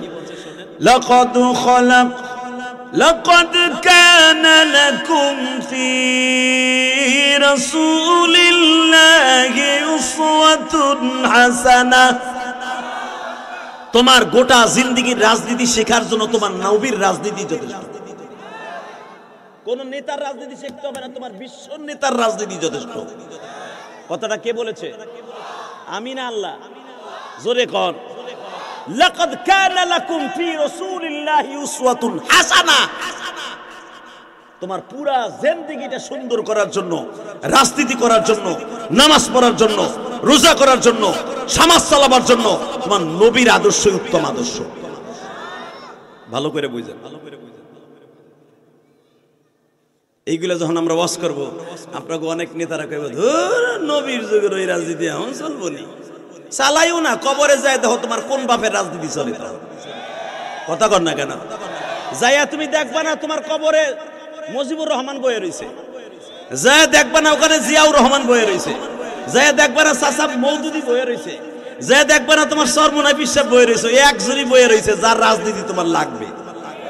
মার রব্বুক ওয়া মান দীনুক মান হাদার রাজুল বুইসা ফীকুম মান হাদার রাজুল। 3টা প্রশ্ন করবে, এইটা বলবে না বুইসা ফীকুম শেখ মুজিবুর রহমান, বুইসা ফিকুম জিয়াউর রহমান, ইলিয়াসুর রহমান, হোমন দিয়ে দিকায় তোর বাপ আজকে একজনই লাগবে। বুইসা ফিকুম মান হাদার রাজুল, চিনোস এই লোকটারে? এই লোকটারে চিনোস? এই লোকটারে চিনোস? বুইসা ফিকুম মান হাদার রাজুল, এই লোকটার যদি তুই একবার বলস গতকালকে হাজী আইজউদ্দিন, এই জায়গার নাম কি? খায়ের পাড়া মাঠে বসে আমার বিশ্ব নবীর কথা শুনে, ইলিয়াস রহমান জিহাদির কথা শুনে কেঁদে কেঁদে বলছিলাম নবীর পক্ষে, কি কও তুমি? এটা মনে হয় আমার বিশ্ব নবী, আমার নবী ছাড়া কবরে কেউ থাকবে না। ইলিয়াস রহমান নিজে বলছে, বললাম চিনি বা না চিনি আমার নবী। তখনই বলবে কি, শোনেন আমার বাপের বানানোর কথা না, সাথে সাথে আওয়াজ আসবে, তুই যখন কইছ এটা আমার নবী, চোখ বুঝে কইয়া লাইছ, ফাফাতাহনা আবওয়াবাস সামা ওয়া আলবিসুহু মিনাল জান্নাহ ওয়া আবশিরুহু মিনাল জান্নাহ ফাফাতাহনা আবওয়াবাস সামা, লিল্লাহি তাকবীর। এই সাথে সাথে কবরে আওয়াজ আসবে, কোনো কথা নাই, তোর জন্য বিছানা বিছাই দিলাম। ওয়া আবশিরুহু মিনাল জান্নাহ ওয়া আলবিসুহু মিনাল জান্নাহ ফাফাতাহনা আবওয়াবাস সামা, জান্নাত থেকে একটা দরজা করে দিলাম, কিয়ামত পর্যন্ত আরামে ঘুমা, তোর ঘুম কেউ নষ্ট করার জন্য ডিস্টার্ব করবে না। বাজান ওইখানে কোনো নেতাগিরি চলবে না, ওইখানে এই রাজনীতি লাগবে, কথা ঠিক না? ঠিক? Ready ready ready? বিদ্যা মহিলাকে আমি ওজন পারতাছি না, তোমার ওজন কিছু পয়সার দরকার, তুমি চাইবে না আমি জানি, আমার গাড়িটির মধ্যে অনেক টাকা আছে, ঠিক আছে দিমনে কিছু লও। নবী আমার বলে, তোমার কি একটা নেই তো কষ্ট? না আমি একটা পারবো। বলে না, ওইটা আমারে দেও মা, ওইটা আমারে দেও। এখন কানবেন, কে কইছে আপনার রোজা কবুল হইব না? আমি গ্যারান্টি দিয়ে গেলাম, এই কোরআন হাতে নিয়ে। শাবান মাস হলো গুনাহ মাফের মাস, পরিষ্কার হওয়ার মাস, পুরা বডিটারে চোখের পানি দিয়া পরিষ্কার করে। যুবক ভাই, রমজানে তুমি যখন রমজান শুরু করবা, আল্লাহ তোমার প্রতিটা রমজান, প্রতিটা রোজা আল্লাহ কবুল করবে। এই জন্য আল্লাহ সাবান দিয়েছে পরিষ্কার হওয়ার জন্য। বাজান এবার আমার দিকে তাকান, যখন বিশ্বনবী তিনটা গাঁটটি নিলেন, আমার আল্লাহ তাকায় বলে, জিবরাইল রে দেখ, আমার নবীর উম্মতের পাগলের মতো দেখা যায় গো। তিনটা গাঁটটি লই আমার নবী যখন বাহাদুরের মতো হাঁটে, আব্দুল্লাহ ইবনে মাসউদ দূরে দাঁড়ায় দাঁড়ায় গোপনে হাঁটে আর ধরে, দুনিয়ার মানুষ, আমি এই চোখ দিয়ে দেখছি নবী ছোট্ট বাচ্চার মতো ওই মহিলারে জিজ্ঞেস করে 65 বছর, 67 বছর অথবা 69 বছরের মধ্যে এই মহিলার বয়স, এই 70-69 বছরের মহিলাকে জিজ্ঞেস করে, বুড়িমা তুমি তিনটা গাঁঠি লইয়া কই যাইতেছিলা? বাবা তুমি কি এই দেশের মানুষ না? নাইজেরিয়ান না সুদানিয়ান না সোমানিয়ান না ইয়ামানিয়ান? আমার নবী বলে, না মা, আমি এই দেশেরই পোলা।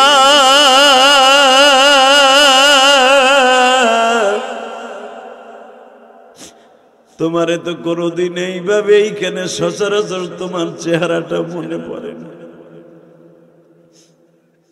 বুড়িমা আপনি যাবেন কেন? কর না। যেমন তুমি জানো না, আব্দুল্লাহর বলে মোহাম্মদ গত 5 দিন দেশ দখল করছে। কেন? সে যে জুলুম করতেছে শুনলাম, তার হাত থেকে বাঁচার লেগে আমি চলে যাইতেছি। কই যাবেন বুড়িমা? চলে যাব তায়েফে, ওইখান থেকে কিছুদিন থেকে চলে যাবো এমানে, এই দেশে থাকবো না, বাক্কা শহরে থেকে লাভ নেই। তখন মক্কার নাম মক্কা না, বাক্কা। কি নাম? জোরে কন। এই বাক্কায় আর থাকবো না।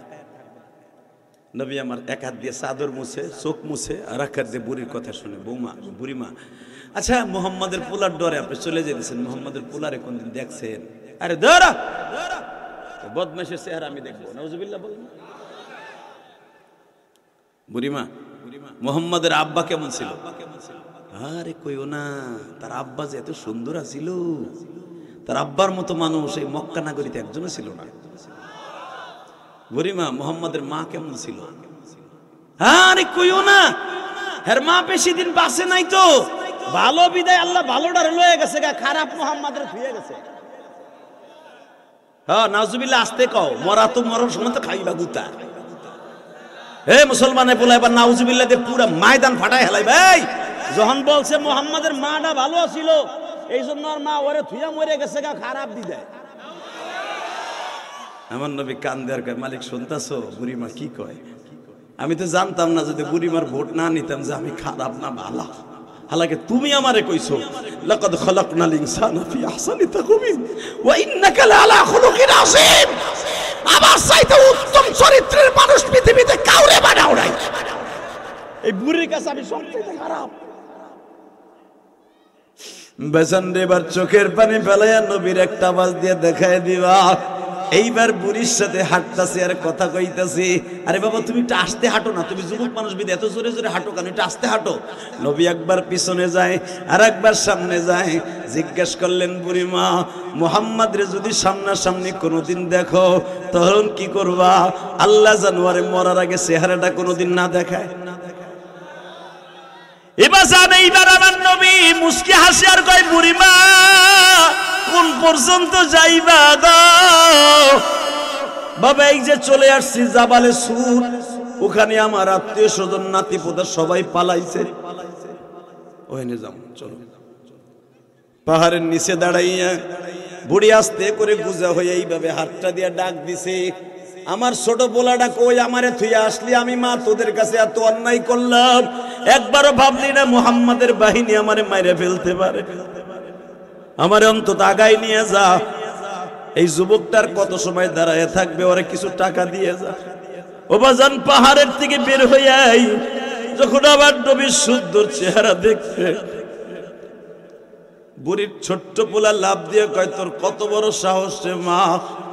ছোট্ট নাতিটা ডাক দিয়ে কয় কত বড় সাহস রে দাদি তোর? যেই মুহাম্মাদের ভয়ে ঘর ছাইরা পাহাড়ে আশ্রয় নিছি 3 দিন ধরিয়া, সেই মুহাম্মদ রে গোয়েন্দা হিসাবে আমাকে ধরাই দিতে তুই লইয়া আসছস বুড়ি।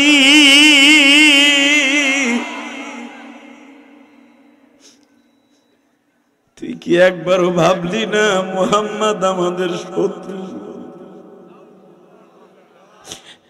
বুড়ি এইবার খাড়ার থেকে বসে পড়ে গাঠটির উপরে বই একবার আমার নবীর দিকে চায় আর একবার গাঠটির দিকে চায়।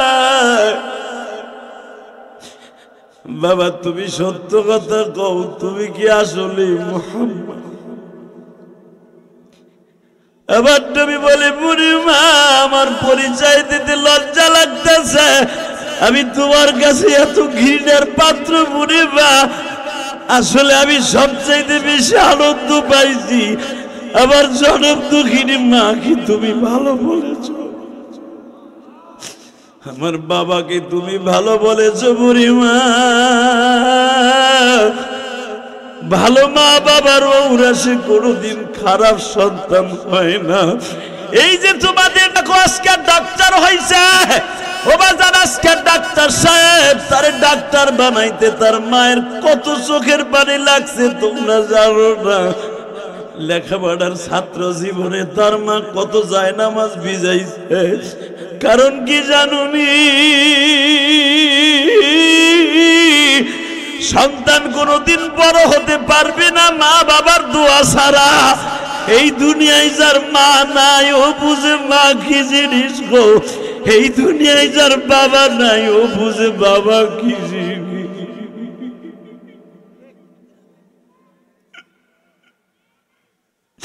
এই যে আমি ইলিয়াসুর রহমান জিহাদি, বাজান তোমরা আমার জিহাদি বলো। আমি আমার জনম দুঃখিনী মায়ের কাছে 12 বছর বয়সে ছিলাম ইলিয়াস। আমার মা মাঝে মাঝে বলতো ইলিয়াস রে, একদিন আমি মায়ের এই কথাগুলো মনে করে কাঁদবি আর চিল্লাবি, কিন্তু আমি মা সেদিন আর দুনিয়ায় থাকবো না। তুই আমার এত কষ্ট দেশ ইলিয়াস, মাদ্রাসায় একদিন গেলে 10 দিন যাস না, কিন্তু আমি মা তোরে বলে দিয়ে যাই তুই মাদ্রাসা ছাড়িস না গো বাবা। মাদ্রাসায় যদি ঠিক মতো লেখাপড়া করস আমি মা কবরে যাই শান্তি পাবো।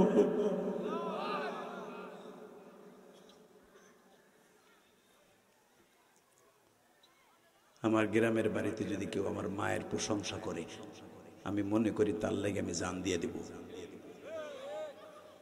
এই সভাপতির বাবার প্রশংসা যদি কেউ সামনে এসে কয়, হ্যাঁ বাবা তুমি তো আজকে কত বড় ডাক্তার, আল্লাহ তোমার কত বড় পয়সার মালিক বানাইছে, বাপ তুমি জানো তোমার আব্বাও ছিল তোমার মতো, তার প্রশংসার চাইতে যদি তার বাবার প্রশংসা বেশি করে, দেখবেন তার বুকটা আরো বইরে যাবে। কথা বলেন না কেন? এটা তার ক্রেডিট না, এটা আমার বিশ্বনবীর ক্রেডিট। আমার বিশ্বনবী বলে, যেই সন্তান বাবা মায়ের প্রশংসা শোনার পরে খুশি হয়, ওই সন্তানকে আল্লাহ জান্নাত দিয়ে খুশি করবে। আর আজকের আমাদের সমাজে বাপরে অপমান করে ছেলের সামনে ওলা চাইছে দেখে। কথা বলেন না কেন? জোরে বলেন। এই মুসলমানের পোলা এবার ভালো করে বুঝো, বাপ বিএমপি করে, ছেলে আওয়ামী লীগ করে, পোলায় যে বাপরে শাসায়, তুই কি বোঝস বেটা, তোর কারণে আজকে বাজারে বইয়া খায়ের পাড়া যাইয়া বাজারে যাইয়া কোনো দাম পাই না, তুই রাজনীতি ছাড়বি না, থাপরামু তোরে দেবে। এই চোখ দিয়ে দেখা মিয়া। বাপ কয় তুই একটা রাজনীতি করিস, আমি একটা রাজনীতি করি, সমস্যা কি? না, তোর জন্য খায়ের পাড়া বাজারে যাইয়া চার দোকানে যাইয়া তোর সমালোচনা হয়। বাপ কয় তুই আমার জন্ম দিস নাই, আমি তোরে জন্ম দিছি। কথা বলেন না কেন? জোরে বলেন। কষ্ট হইতেছে? আর মাত্র 10 মিনিট কথা বল। হ্যাঁ, সাদা দাই তুমি বলে থাকো, সাদা দাই মোতার নাম দিয়ে তুমি যাই বাগা বিড়ি খাওয়ার নাম দিয়া মগা খাস না, তুই নাই খাইলি না, তোর পিছনেরটা কি হবে? তাকাই দিকে যত সমালোচনা চলবে একসাথে দাঁড়ায়া লাশ তওবা করে যাব, 30টা রোজা রাখার লাগা নিয়ত করে, ইনশাআল্লাহ বলেন নারায়ে তাকবীর, নারায়ে তাকবীর। এখন আওয়াজ দে যুবক, তুই যদি সত্যিকারের নবীর প্রেমিক হয়ে থাকস, রোজা কবুল করাইতে চাস, যেই মানুষটা একটা বৃদ্ধা মহিলার 3টা গাঠুরি লইয়া 6.5 কিলোমিটার রাস্তা যাইতে পারে বিনা পারিশ্রমে, ওই মানুষটার যদি বাংলার জমিনে কোনো নাস্তিক গালি দেয়, যদি আমার নবীর যদি কেউ বলে নবী মুহাম্মদ ছিল চরিত্রহীন, নবী মুহাম্মদ ছিল রাজনীতিবিদ, নবী মুহাম্মদ ছিল যুদ্ধবাজ, নবী মুহাম্মদের চরিত্রে ভেজাল আছে, আমার মন বলে তুই রোজা করস আর নামাজ পড়স, যা মনে চাই না করস না না করস, নবীরে গালি দেওয়ার জায়গায় পুইতা ফেলবো। রাজি আছো না নাই? আজকে ভাষা আন্দোলন দিকে দেখা দেয়। 21শে ফেব্রুয়ারি আওয়াজ হতে হবে। 21শে ফেব্রুয়ারি আমার দেশের সালাম বরকত জব্বার যারা জীবন দিয়েছে, আমরাও জীবন দিব নবীর ইজ্জতকে জমিনে টিকায় রাখতে চাইয়া। নবীর যদি কেউ গালি দেওয়ার জায়গায় মাইরে ফেলবো, জায়গায় মাইরে ফেলবো। কে কে রাজি আছো? আল্লাহকে দুই হাত তুলে দেখায় দাও।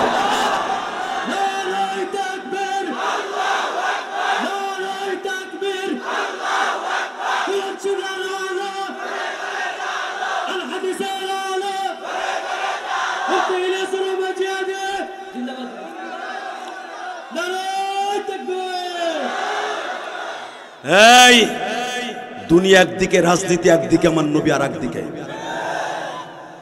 যেই মানুষটা জীবনে একটা কথা মিথ্যা কথা বলে নাই, জীবনে কোনোদিন একটা মানুষ কোনোদিন মানুষের খারাপই কল্যাণ করে নাই, জীবনে এমন একটা নেতা আমার নবী, তার কর্মীদের রেখে কোনোদিন পালায় যায় নাই।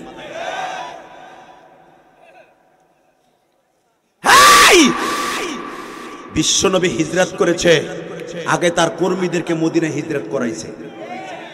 ইতিহাস দেখাইতে পারবেন না, বুখারীতে আসছে নবী একজন সাহাবী মাত্র মক্কায় রেখে হিজরত করেছে, তার নাম আলী।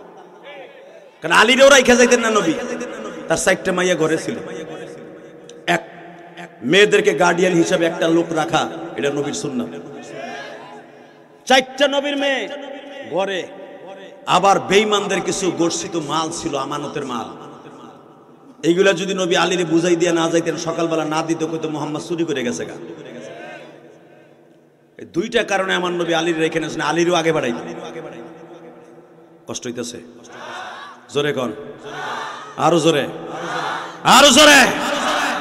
এবার আওয়াজ দিতে হবে, নামাজ পড়ি বা না পড়ি, হয়তো শয়তানের ধোকায় রোজা রাখতেও নাও পারি, মনে রাখতে হবে নবীরে যদি কেউ গালি দেয়, জাগায় গাইতে ফেলবে, এই বাজারের মধ্যে ফেলাইয়া দোকানের বাঁশ দিয়ে ওর পিঠাই লুলা বানাই ফেলবো। যে দলেরই হোক বেটা, তোর দলের নিকুচি করি বেটা। নবীরে গালি দিবার ওই দল আমি করবো, তোর দলের নিকুচি করি। কথা বলেন না কেন? কষ্ট হয় 2 মিনিট। 2 মিনিট। নবীরে গালি দিলে সব মানবো, আমার নবীরে গালি দিলে মানবো না, আলেমরে গালি দিলে মানবো না। কথা বলো না কেন? আমলিকের পতন কেন হয়েছে জানো? একমাত্র আলেমুল আমার চোখের পানির কারণে। এই ছাত্রগুলার মনে করতে হবে আবাবিল হিসাবে পাঠাইছেন, তাহলে দেখো না এক ডিআইজি বলছিল, স্যার স্বরাষ্ট্রমন্ত্রী আসাদুজ্জামান কামালরে দেখায় মোবাইল, স্যার গুলি করি একটারে মরে একটা, ওই একটাই পরে আর একটাও যায় না। এ জীবনের ভয় করে না পৃথিবীতে কোনো মানুষ আছে? মনে করতে হবে ওরা জীবনকে বাজি রেখে মাঠে নামছে, আর এই দৃঢ়তা পয়দা করে দিয়েছে আল্লাহ। কষ্ট হয়। 2 মিনিট কথা বলবেন। 2 ঘন্টা চাচা? আরে আমার বাপ রে, চিঙ্কাল্লা কাচিরি চা চাচার ঠেলা কত 2 ঘন্টা। কে চাচার নাট বলতে দিলে না? মাশাআল্লাহ। আরে এই বডি গুলাই তো স্টিল বডি, কথা কর না কেন? আর যেগুলা দেখবে একটু পরে উঠামোটা করে, ওরা খাতার মধ্যে শীতকালে কুতকুত খেলায় ফেসবুকে মেসেঞ্জারে সারা রাত অলেকার সাথে আর বিউটির সাথে পাকা সিসি খেলায়। 2 দিন পরে সোহে দেখে না, সোহে আফসা দেখে। কথা ঠিক না বে? ঠিক। তোর দ্বারা 3 মাস পরে বিয়ের পরে একটা বউ থাকবে। ওই যে চাষায় যে লাফায়ের কয় আরো 2 ঘন্টা, ওই চাষায় এখনো চাষিরে খেতার মধ্যে ঘুষায়, এরপরও বিড়ারে দিয়ে যায় না। আর তুই একটা ঘুষা দিয়ে দেখিস 3 মাস পরে বউ থাকবো না, কারণ তোর যে নাম আলী চিংকিন লাকাচি কিলে চাপারা, তোর বউ থাকবো কেমনে বেড়া? কথা বলেন না কেন? মনে রাখতে হবে অরিজিনাল জিনিস খাইছে আমার চাচারা। কথা কন? কষ্ট হইতেছে? 2 মিনিট। ঠিক আছে, ঘুম নাই তো? চলুক ইনশাল্লাহ। বলেন তো, সব মাইনে নেবে। নবীরে গালি দিল জাগায় পুঁতে ফেলবে, তাহলে বুঝবো সত্যিকার ওয়াজ ঢুকছে আর রোজা কবুল হইতেছে। রোজাটা আনার জন্য আমার নবী দাঁত ভাঙছে, রোজাটা আনার জন্য আমার নবী নিজের এই মাথার গিলুটা বাইর করছে। এই রোজাটা আনার জন্য আমার নবী তায়েফের ছেলেদের বড় বড় রডের বাড়ি খাইছে। মৃত্যুর আগ পর্যন্ত নবীর পিঠের ছিদ্রগুলো বন্ধ হয় নাই। তায়েফের ছেলেরা বড় বড় লোহার কুটা দিয়ে এমন কোপ দিছে, নবীর পিঠ পর্যন্ত বার হয়ে গেছে।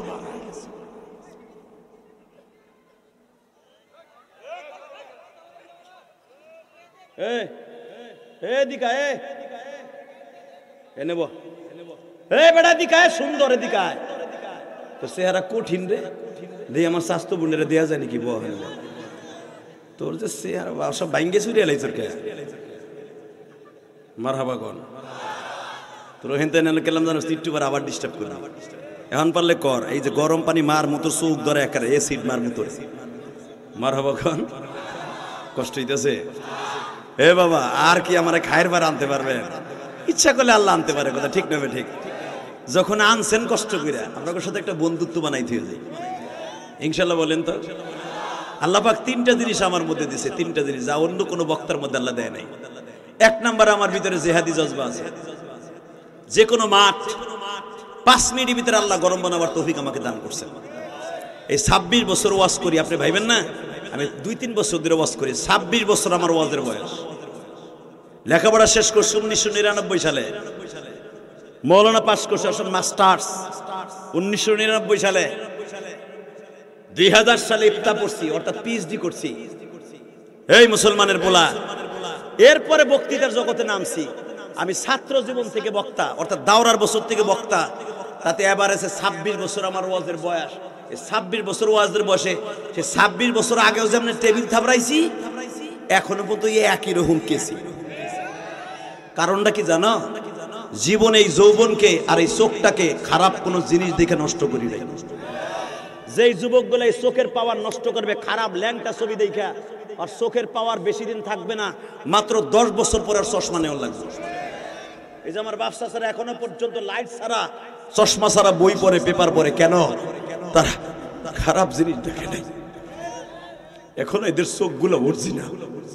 আমার আল্লাহর দেয়া বডির এই চোখটা কেন খারাপ জিনিস দেখে নষ্ট করি? আলহামদুলিল্লাহ বলতে পারলেন না?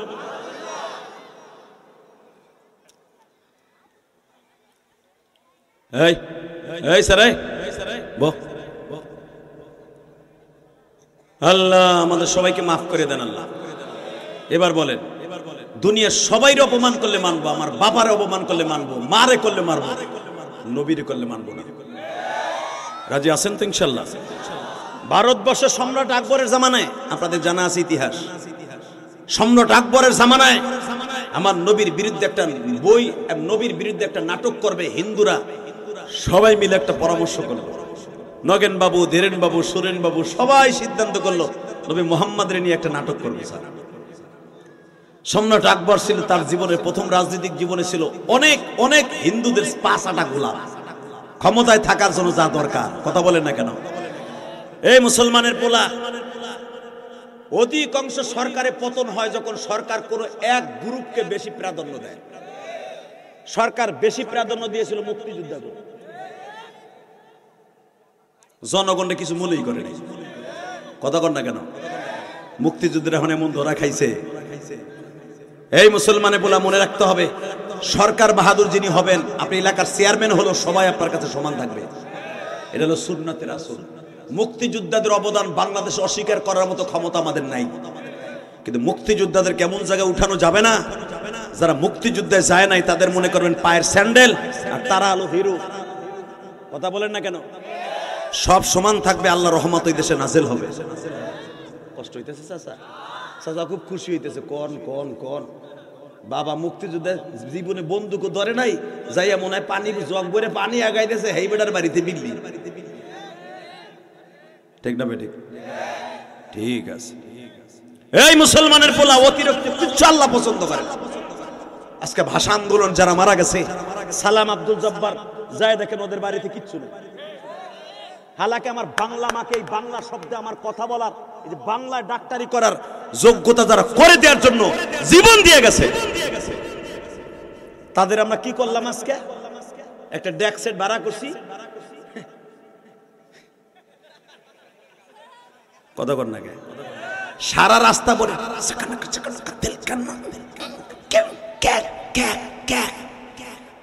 কি কপাল পোড়া এরা। হালাকে বিশ্বনবী বলেছেন, যারা শহীদ হয়ে যাবে দেশের জন্য, তোমরা চোখের পানি দিয়ে তাদের মৃত্যু তারিখ হোক আর যেদিনই হোক তাদের জন্য কাইন্দা কাইন্দা দোয়া করবা। এই যে আমরা হলাম মুক্তিযোদ্ধাদের বন্ধু, কারণ এই যে আজকে তাদের জন্য দোয়া করবে। কথা বলে না কেন? বাংলাদেশের প্রত্যেকটা কওমি মাদ্রাসায়, এই হুজুরের মাদ্রাসায়, আমার মাদ্রাসায় সকালের থেকে কোরআন তেলাওয়াত হয়েছে, কারণ তারা আমার দেশটাকে সুন্দর করে রেখে গেছে বাংলা ভাষায়, তারা আমার কাছে দোয়া প্রাপ্ত। কি তাহলে আমরা কি দেশের বন্ধু না শত্রু?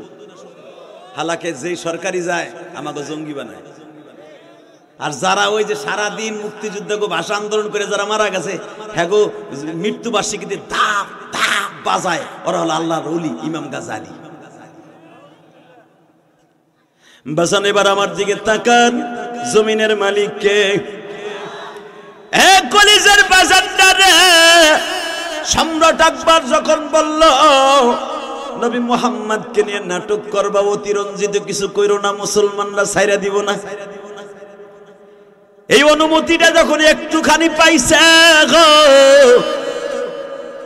সম্রাট আকবরের একজন বন্ধু মানুষ ছিল, দেহরক্ষী, একজন মুক্তি পাস, ও বাজান লাভ দিয়া দাঁড়ায় বলে, সম্রাট আকবর কার বিরুদ্ধে তুমি নাটক করার অনুমতি দিলে? একবারও কি ভেবেছো যেই মানুষটা জীবনের জান্নাতের খাবার পাইয়াও খায় নাই?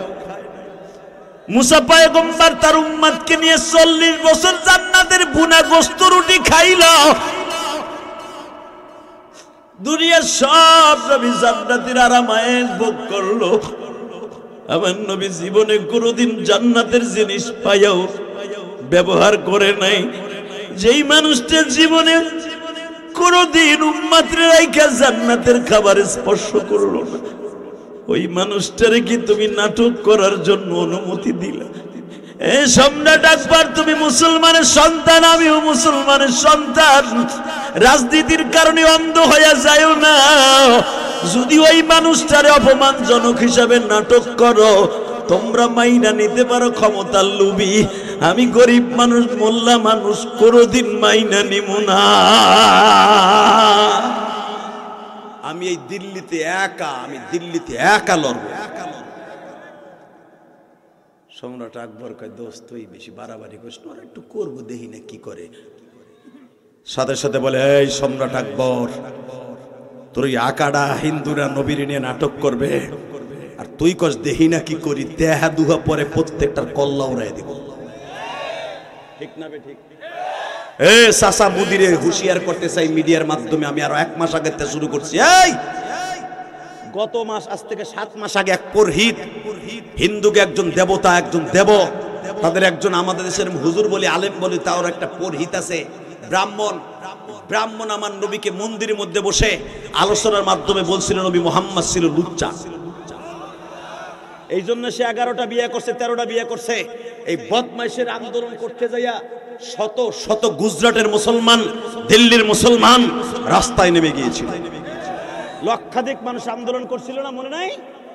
আজকে শুনলাম ওই পুরোহিতকে বিনা বিচারে ছেড়ে দিবে।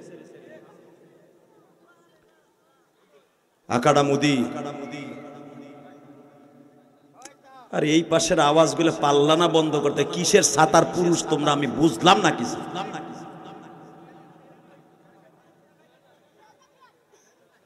আল্লাহ হেফাজত করে, জোরে কাটা আমিন।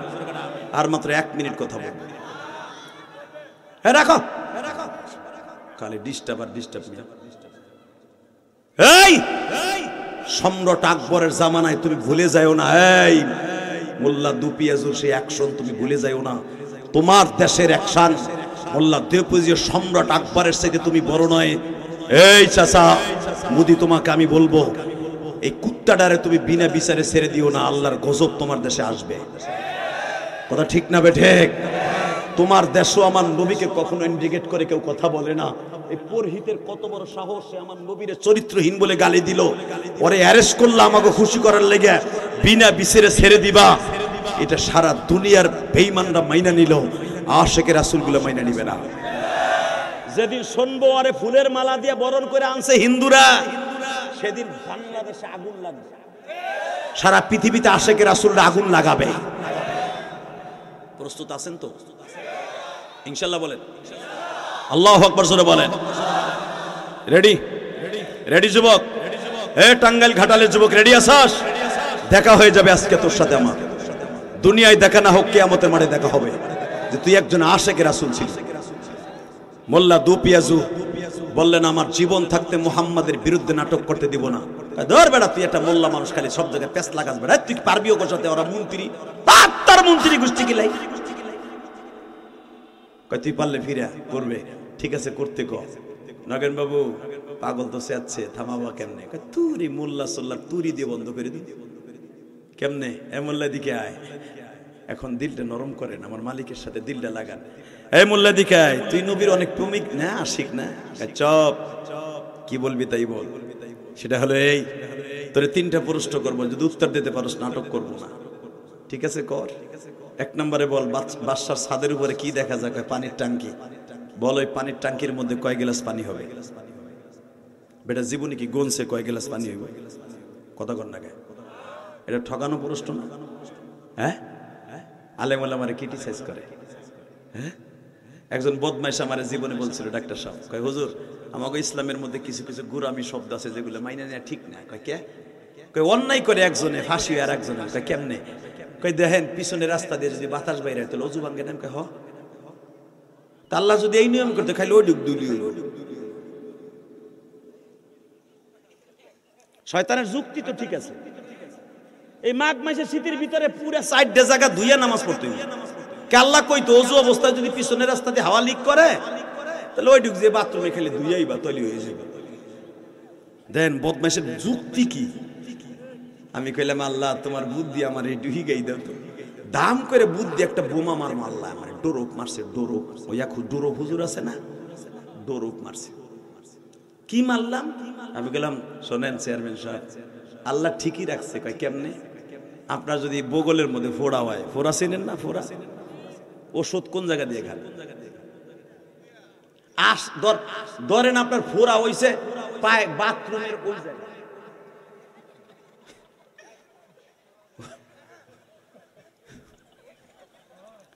মগাই তো বুঝে লাগছে। হাসার কে বুঝছি আপনার কথায় জিততে জীবনও পারবো না, আপনার পরের বাড়ি খান তো বুদ্ধি আকারে টোটের মাথায় পায়। আমি বললাম আপনার যেখান দিয়ে বাতাস বাইরে এলে অজু ভাঙ্গে তো ওইখানেই পুরা হয় না। ওষুধ খাবেন কোন জায়গা দিয়া? কয় মুখ দিয়ে। আমি কই না, ওহিন দিয়ে খাও, ওহিন দিয়ে ঢুকামো আপনার, ওইখান দিয়ে ঢুকামো, ওইখান দিয়ে। বদমাইশে কথা দিয়ে সোজা করতে হয়, কথা ঠিক না বেটি? জোরে বলা টাকাও মুসলমানের বলা ঠিক এইরকম। নগেন বাবু সম্রাট আকবরের জামানায় কুত্তাটায় বলেছিল, বলতো বাচ্চার সাথে কয় গ্লাস পানি আছে, কিন্তু ও জানতো না ওই যাক্কিহিম ওয়া ইউআল্লিমুহুমুল কিতাবা ওয়াল হিকমা ওয়া ইউযাক্কিহিম ওয়া ইউআল্লিমুহুমুল কিতাবা ওয়াল হিকমা। আল্লাহকে এবং তার রাসূলকে জীবনের চাইতে বেশি ভালোবাসে, তাদের অন্তরে আল্লাহ কোরআনে বলেছে ওয়া ইউযাক্কিহিম ওয়া ইউআল্লিমুহুমুল কিতাবা ওয়াল হিকমা। ওহীর দরজা বন্ধ হয়েছে, হিকমতের দরজা বন্ধ হয় নাই। ঠিক না বেঠিক? 2 মিনিট আমার দিক তাকায় থাকবে যুবক, কোনো দিকে ঘাটটা ঘুরবে না। Ready ready? মোল্লা দুপিয়া শুধু জীবনও জানে না বাচ্চার সাথে কয় গ্লাস পানি হবে, আল্লাহ তারে ঢুকাই দিলেন হিকমতের দরজা। কইয়া দে বেঈমানের সামনে নবীর পক্ষে কি? ও তো বলে দেয় নাই কয় গ্লাস পানি হবে, গ্লাসটা তোর দিয়ে দেয় নাই যে কয় গ্লাস হবে, কয় না। তুই বল যে গ্লাস যদি টাঙ্কির সমপরিমাণ হয় পানি হবে কয় গ্লাস? যদি অর্ধেক হয় কয় গ্লাস? ও ভাবছিল ঠকাই দিব, ওই যে ওই ডুব দুইলেই তো। ও কি ভাবছে যে আমি এমনি মারবো? আর ইংলিশ শোন, ও ভাবে নাই যে এইভাবে আমি ওরা মারবো। মোল্লা দুপিয়াজি বললেন গিলাস যত ছোট হবে পানি তত শো হবে, তত হাজার হবে। নগেন বাবু কে এত বুদ্ধি মাথারা, এটি সম্রাট আকবরের জায়গায় ওরে বহনের দরকার। ধীরেন বাবু দৌড়ে আসছে, এবার আওয়াজ দিও জীবনে দেশটাই যুবক কোনো আওয়াজে দেখা যাবে তুই মুসলমানের সন্তান। কারণ তোর নবীর পক্ষে আজকে মোল্লা দুপিয়াজু মাঠে, যদি মোল্লা দুপিয়াজুর পক্ষে একটা তাকবীরের ধ্বনি দাস, মোল্লা দুপিয়াজু জান্নাতে গেলে তুইও যাবি।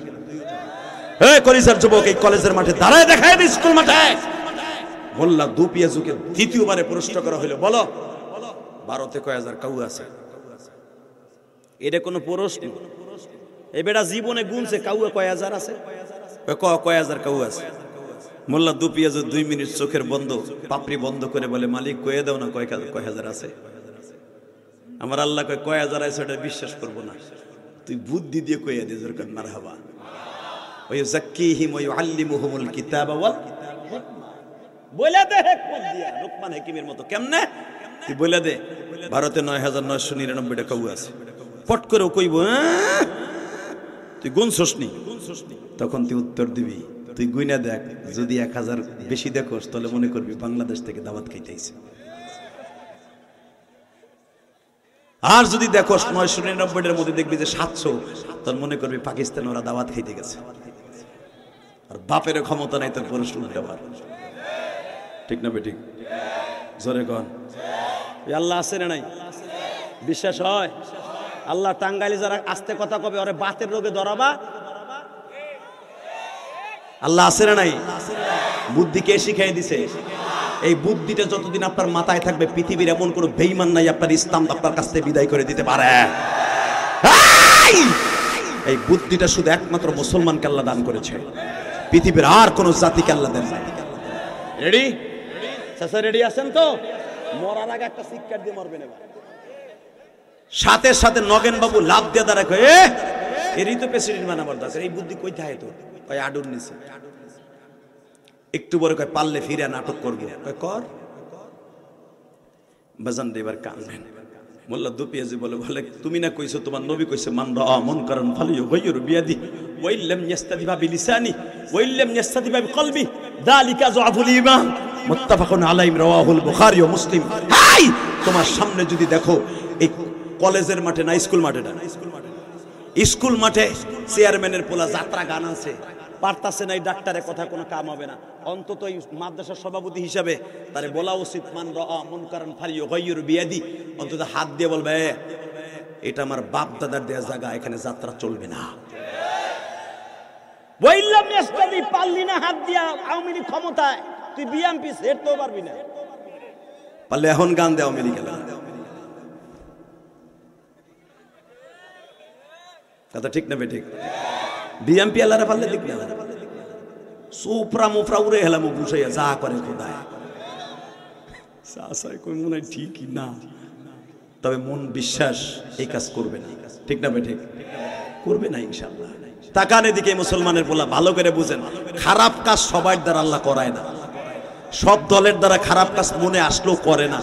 কিছু কিছু সিমটম আছে যেগুলো তারা করবে না, এটা বিশ্বাস, কথা ঠিক না ঠিক?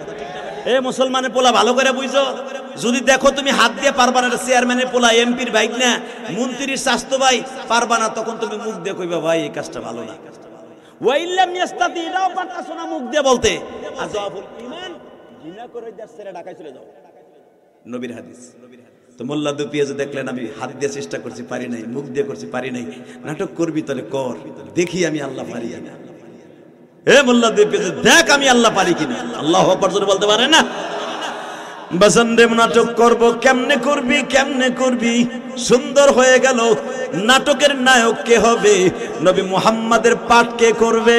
আবু জেহেলের পাঠ, ভিলেনের পাঠটা কে করবে? সম্রাট আকবরকে বলা হইল মুহাম্মাদের পাঠটা লন। নগেন বাবু নয় তুমি নাও।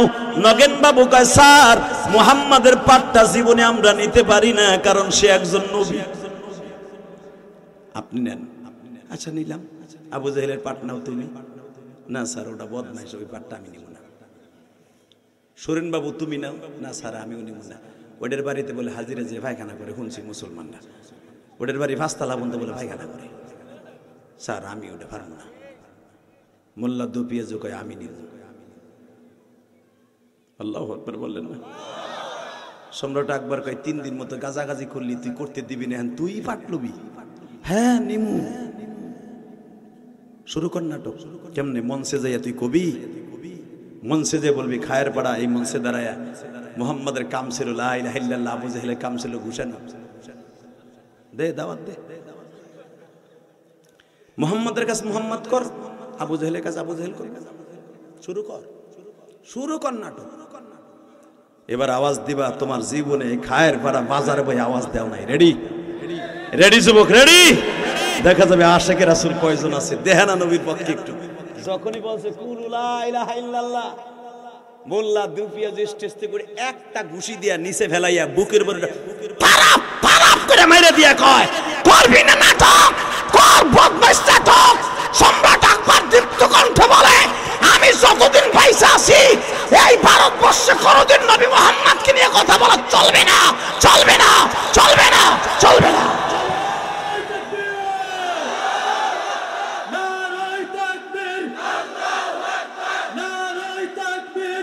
এই দাঁড়াও, দাঁড়াও কলিজার ভাইরা আমার। আল্লাহর নবীর ইজ্জত আল্লাহই টিকায় রাখে, ঠিক না ঠিক?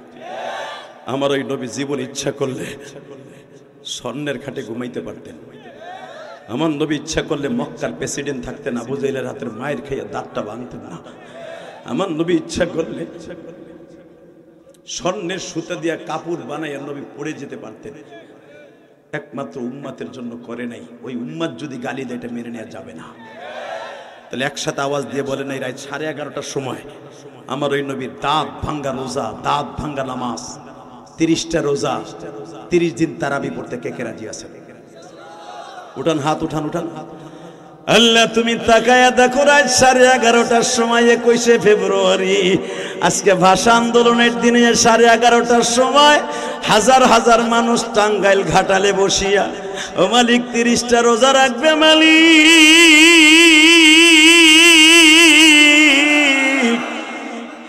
এই রাত 11:30টার সময় টাঙ্গাইল ঘাটাল বসিয়া 21শে ফেব্রুয়ারি ওয়াদা দিছে, এরা কোনোদিন একটা রোজাও ছেড়ে দিবে না, এরা কোনোদিনও এক ওয়াক্ত নামাজ ছেড়ে দিবে না। আল্লাহ যারা রোজা নামাজটা শিখ রাখবে মালিক, এদের জনম দুঃখিনী মাকে মাফ করে দিবা, এদের ছেলে মেয়েদেরকে তুমি নেককার বানায় দিবা, আমার মা বোনদেরকে তুমি রাবেয়া বসরি বানায় দিবা। রোজা রাখবেন না? 30টা না 25টা? 30টা রাখলে কত হবে? মাশাআল্লাহ, এটা আমার বাপের বানানোর কথা না, ডাইরেক্ট একটাই যদি 70টা হয় 30টে 7 দিয়ে 70 দিয়ে গুণ দিলে যদি 2100 হয়, 2100 রোজা আপনি 10 বছর আগের থেকে জমা করছেন আপনার অ্যাকাউন্টে, কসম আল্লাহর, এই 2100 করে জমা কইরা খরচ করছেন মাত্র, আরে 1635টা চাচা রয়ে গেছে। কথা ঠিক না ঠিক? 1635টা আপনার অ্যাকাউন্টে রয়ে গেছে 10 বছর আগের থেকে। আপনি জাহান্নামে যাবেন মানে? আপনি জাহান্নামে যাবেন না ইনশাআল্লাহ। জাহান্নামে বাজার এই দুনিয়া থাকার লাগে না। একটু হিসাব করে দেখেন, আজ থেকে 5 বছর আগে মা ইফতারি বানাই দিত, তুমি আর আমি মার হাতের ইফতারি খাইতাম, কত আশা করি। এই যে ডাক্তার সাহেবের মা বাবা আছে কিনা আমি জানি না, আপনাদের আছে? এই ডাক্তার সাহেবের বাবা যখন তারে মানুষের মতো মানুষ করে, অবশ্যই মানুষের দ্বারে দ্বারে ঘুরতো, দোকানে দোকানে, আমার পোলাটা লেগে দোয়া করো যেন আমার পোলাটা ডাক্তারি পড়ে ভালো রেজাল্ট করে। আজকে তার সন্তান সোনালী সুদিন পাইয়া দুনিয়ার ভাই বোনদের জন্য, সবার জন্য অনেক কাজ করছে, কিন্তু বাবার কবরের জন্য একটা জান্নাতের মাদ্রাসা করছে। আল্লাহু আকবার জোরে বলতে পারেন? শুধু আপনাদের দুটো পাও ধরে বলে দিয়ে যে আমি ইলিয়াস রহমান জিহাদিও আমার এই ঘাম ঝরানো পয়সা দিয়ে একটা মসজিদ মাদ্রাসা করছি কেরানীগঞ্জ। 4 কোটি 22 লক্ষ টাকা দিয়ে শুধু একটা মসজিদই বানাইছেন। এই যে জিজ্ঞেস করে, এদের কাছে জিজ্ঞেস করো, বানানো কথা আমি বলি না, এরা তো গেছে। কোন বক্তা টাকা নিয়ে কি করে জানি না, কোরআন হাতে নিয়ে বলছি, এই মুসলমানের পোলা, আমার জনম দুঃখিনী মায়ের একটা ওসিয়াত ছিল, ইলিয়াস রে যদি কোনোদিন টাকার মালিক হস একটা মসজিদ মাদ্রাসা বানাইস। আজকে ডাক্তার সাহেবের বাবার ওসিয়াত এবং তারও স্বপ্ন, এবং সে বাস্তব করে গেছে। তার বাবা, এই তার বাবার স্বপ্ন, সে কোটি কোটি টাকা ইনকাম করবে ঠিকই, কিন্তু বাবার কবরের জন্য একটাই রাস্তা করছে, সেটা হলো মাদ্রাসা। আলহামদুলিল্লাহ বলতে পারলেন না? এই যে ছোট ভাইয়ের মতো মিসবা, ও একটা ভালো বক্তা, ওর যে মাদ্রাসা, ও মাদ্রাসার যে প্রিন্সিপাল, ওই মাদ্রাসার সভাপতি এই ভাইয়ের মতো, ডাক্তার সাহেবের মতো, নজরুল ইসলাম সাহেবের মতো, উনিও একটা সভাপতি। ওনাগো পারিবারিক মাদ্রাসা, কোটি কোটি টাকা দান করছে এই মাদ্রাসায় তারা। আলহামদুলিল্লাহ বলেন না? মাদ্রাসা মসজিদ করে লাভ না লস? হ্যাঁ জোরে কর, আরো জোরে। আমি দেখাই দেই, আমি যেই টাকা খরচ করে, 4 কোটি টাকার উপরে খরচ করে, আমার রক্ত ঝরানো ঘাম ঝরানো পয়সা দিয়ে মসজিদ মাদ্রাসা করছি, যেই টাকা খরচ করে আমি বানাইছি 10 গুণ টাকা আল্লাহ আমারে দিয়ে দিয়েছে। কেন দিছে জানেন?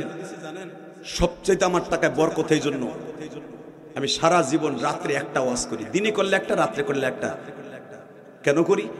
আমি সময় লাগাইয়া ঘন্টার পর ঘন্টা ঘাম ঝরাইয়া পয়সা কামাইয়া আমার বরকতি টাকা দিয়া, কষ্টের টাকা দিয়ে মসজিদ মাদ্রাসা করছি। আল্লাহ আমাকেও ভালো রাখছে এবং আমার মাকেও মনে হয় কবরে ভালো রাখছে। কারণ আমার মায়ের সবচেয়ে বড় আশা ছিল, ইলিয়াস কোনোদিন টাকার মালিক হলে একটা মসজিদ বানাবে। কারণ আমার নানা ছিলেন আল্লামা শামসুল হক ফরিদপুরে হাতে গড়া ছাত্র, গোপালগঞ্জ। আল্লামা শামসুল হক ফরিদপুরে হাতে গড়া ছাত্র আমার নানা। আমার নানা গোপালগঞ্জ বহুত মসজিদ মাদ্রাসা করছে। আমার মা ওই কথাই বলতেন, আমার নানা তো আমার 4 বছর বয়সে মারা গেছে। আমার মা বলতো, তোর নানা যদি এত মসজিদ মাদ্রাসা করতে পারে তুইও করবি। আমি মা কবর বেয়ে তোর জন্য দোয়া করবো। আমি আমার মায়ের স্বপ্ন পুরা করার জন্য আমি ইলিয়াস রহমান জিহাদি বানাইছি বাবা। এই যে আমার ডাক্তার সাহেব এই মাদ্রাসার সভাপতি, আমি শুনলাম অনেক খুশি হয়েছি। যাদের বাবা মা কিনে ইফতারি করতে পারবেন না, মা বাবার জন্য কিছু করার দরকার আছে না নাই? যদি বলেন আছে না নাই? আছে। যুবক, তোমার রোজা কোনোদিনও কবুল হবে না, তোমার নামাজ কোনোদিনও কবুল হবে না। আমি গ্যারান্টি দিলাম এই কোরআন বুকের মধ্যে নিয়ে, যদি তোমার অ্যাকাউন্টে মা বাবার বরদোয়া থাকে। চ্যালেঞ্জ পারলে দেখা বেটা, পৃথিবীর কোনো মুক্তি আসেনি যে তোর বাপ মার বরদোয়া তোর অ্যাকাউন্টে আছে। তুমি অনেক বড় হাজি সাহেব, 40 বার হজ করছো, তোর হাজিগিরি ডাইল ডাইল, তোর রোজা নামাজ ডাইল। কথা কন না কেন? এই হাদিস আমরা জানি বিদায় 2011 সালে আমার আব্বাকে নিয়ে আমি হজ করি। যখন আমি তো 2004 সাল থেকে হজে যাই। এই যে রমজানের 1 তারিখ হয়তো আল্লাহ নিলে হজে উমরায় চলে যাব। এই যে 2 মাস 3 মাস আগে উমরা করে আসছি, আবার যাবো আল্লাহ নিলে। আপনাদের কথা মনে থাকবে, কারণ আপনার রোজার 1 সপ্তাহ আগে তো আইসি আপনাকে। বাবা মনে থাকবে আপনার কথা, তাকান এদিকে। 2011 সালে আমার আব্বা যখন আমার হজের সফরে আমার আব্বারে কাবা ঘরের সামনে দাঁড় করে বললাম, আব্বা আমার একটা জিনিস দেন। কি সেই জিনিসটা হলো, আপনি আমার মাফ করে দেন। আমার আব্বাই স্বর্ণের দরজার সামনে দাঁড়ায় বললেন, আমি তোমার মাফ করে দিছি। কারণ আব্বা মাফ না করলে তো আমার দোয়া কবুল হইব না। এরপরে আমি বললাম, আব্বা আপনি আমার মায়েরে মাফ করে দেন, কারণ আপনি আমার মায়েরে মাফ না করলে আমার মা কবরে শান্তি পাইব না। কারণ আমার তো 12 বছর বয়সে মারা গেছে মা।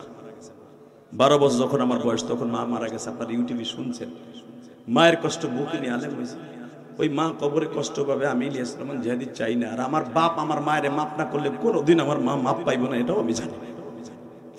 বেজানটা আমি যখন আমার আব্বারে বুকের মধ্যে চাইবা ধরে বললাম, আব্বা আপনি আমার মারে মাফ করেন। বিশ্বাস যদি করেন কোন স্বামী এইভাবে চিৎকার মেরে মেরে স্ত্রীর জন্য দোয়া করবে কিনা জানি না। হযরত আলী রাদিয়াল্লাহু তাআলা ফাতেমার ইন্তেকালের 1 ঘন্টা আগে ফাতেমা এক বালতি কাপড় ভিজাইছে বাবা, কাপড়গুলা সাবান দিয়ে ডলতাছে আর আলীরে বলতাছে, আমি আপনার কাপড় চোপড়গুলা সব ধুইয়া দিয়ে গেলাম যেন আগামী কালকে আপনার কাপড় ধুইতে না পারে। আমি আপনার জুতা জোড়া পলিশ করে দিয়ে গেলাম যেন 1 সপ্তাহ পর্যন্ত জুতাটা পলিশ করতে না হয়। আলী কাঁদদের কয়, তুমি কি চলে যাইবে? তুমি জানো না আজকে রাত্রে আব্বা আমারে নিতে আসছিল। ফাতেমার এই কথা শুনাইস রে ফাতেমা, জীবনে কোনদিন তোরে পেটটা ভরে খাইতে দিতে পারি নাই রে ফাতেমা।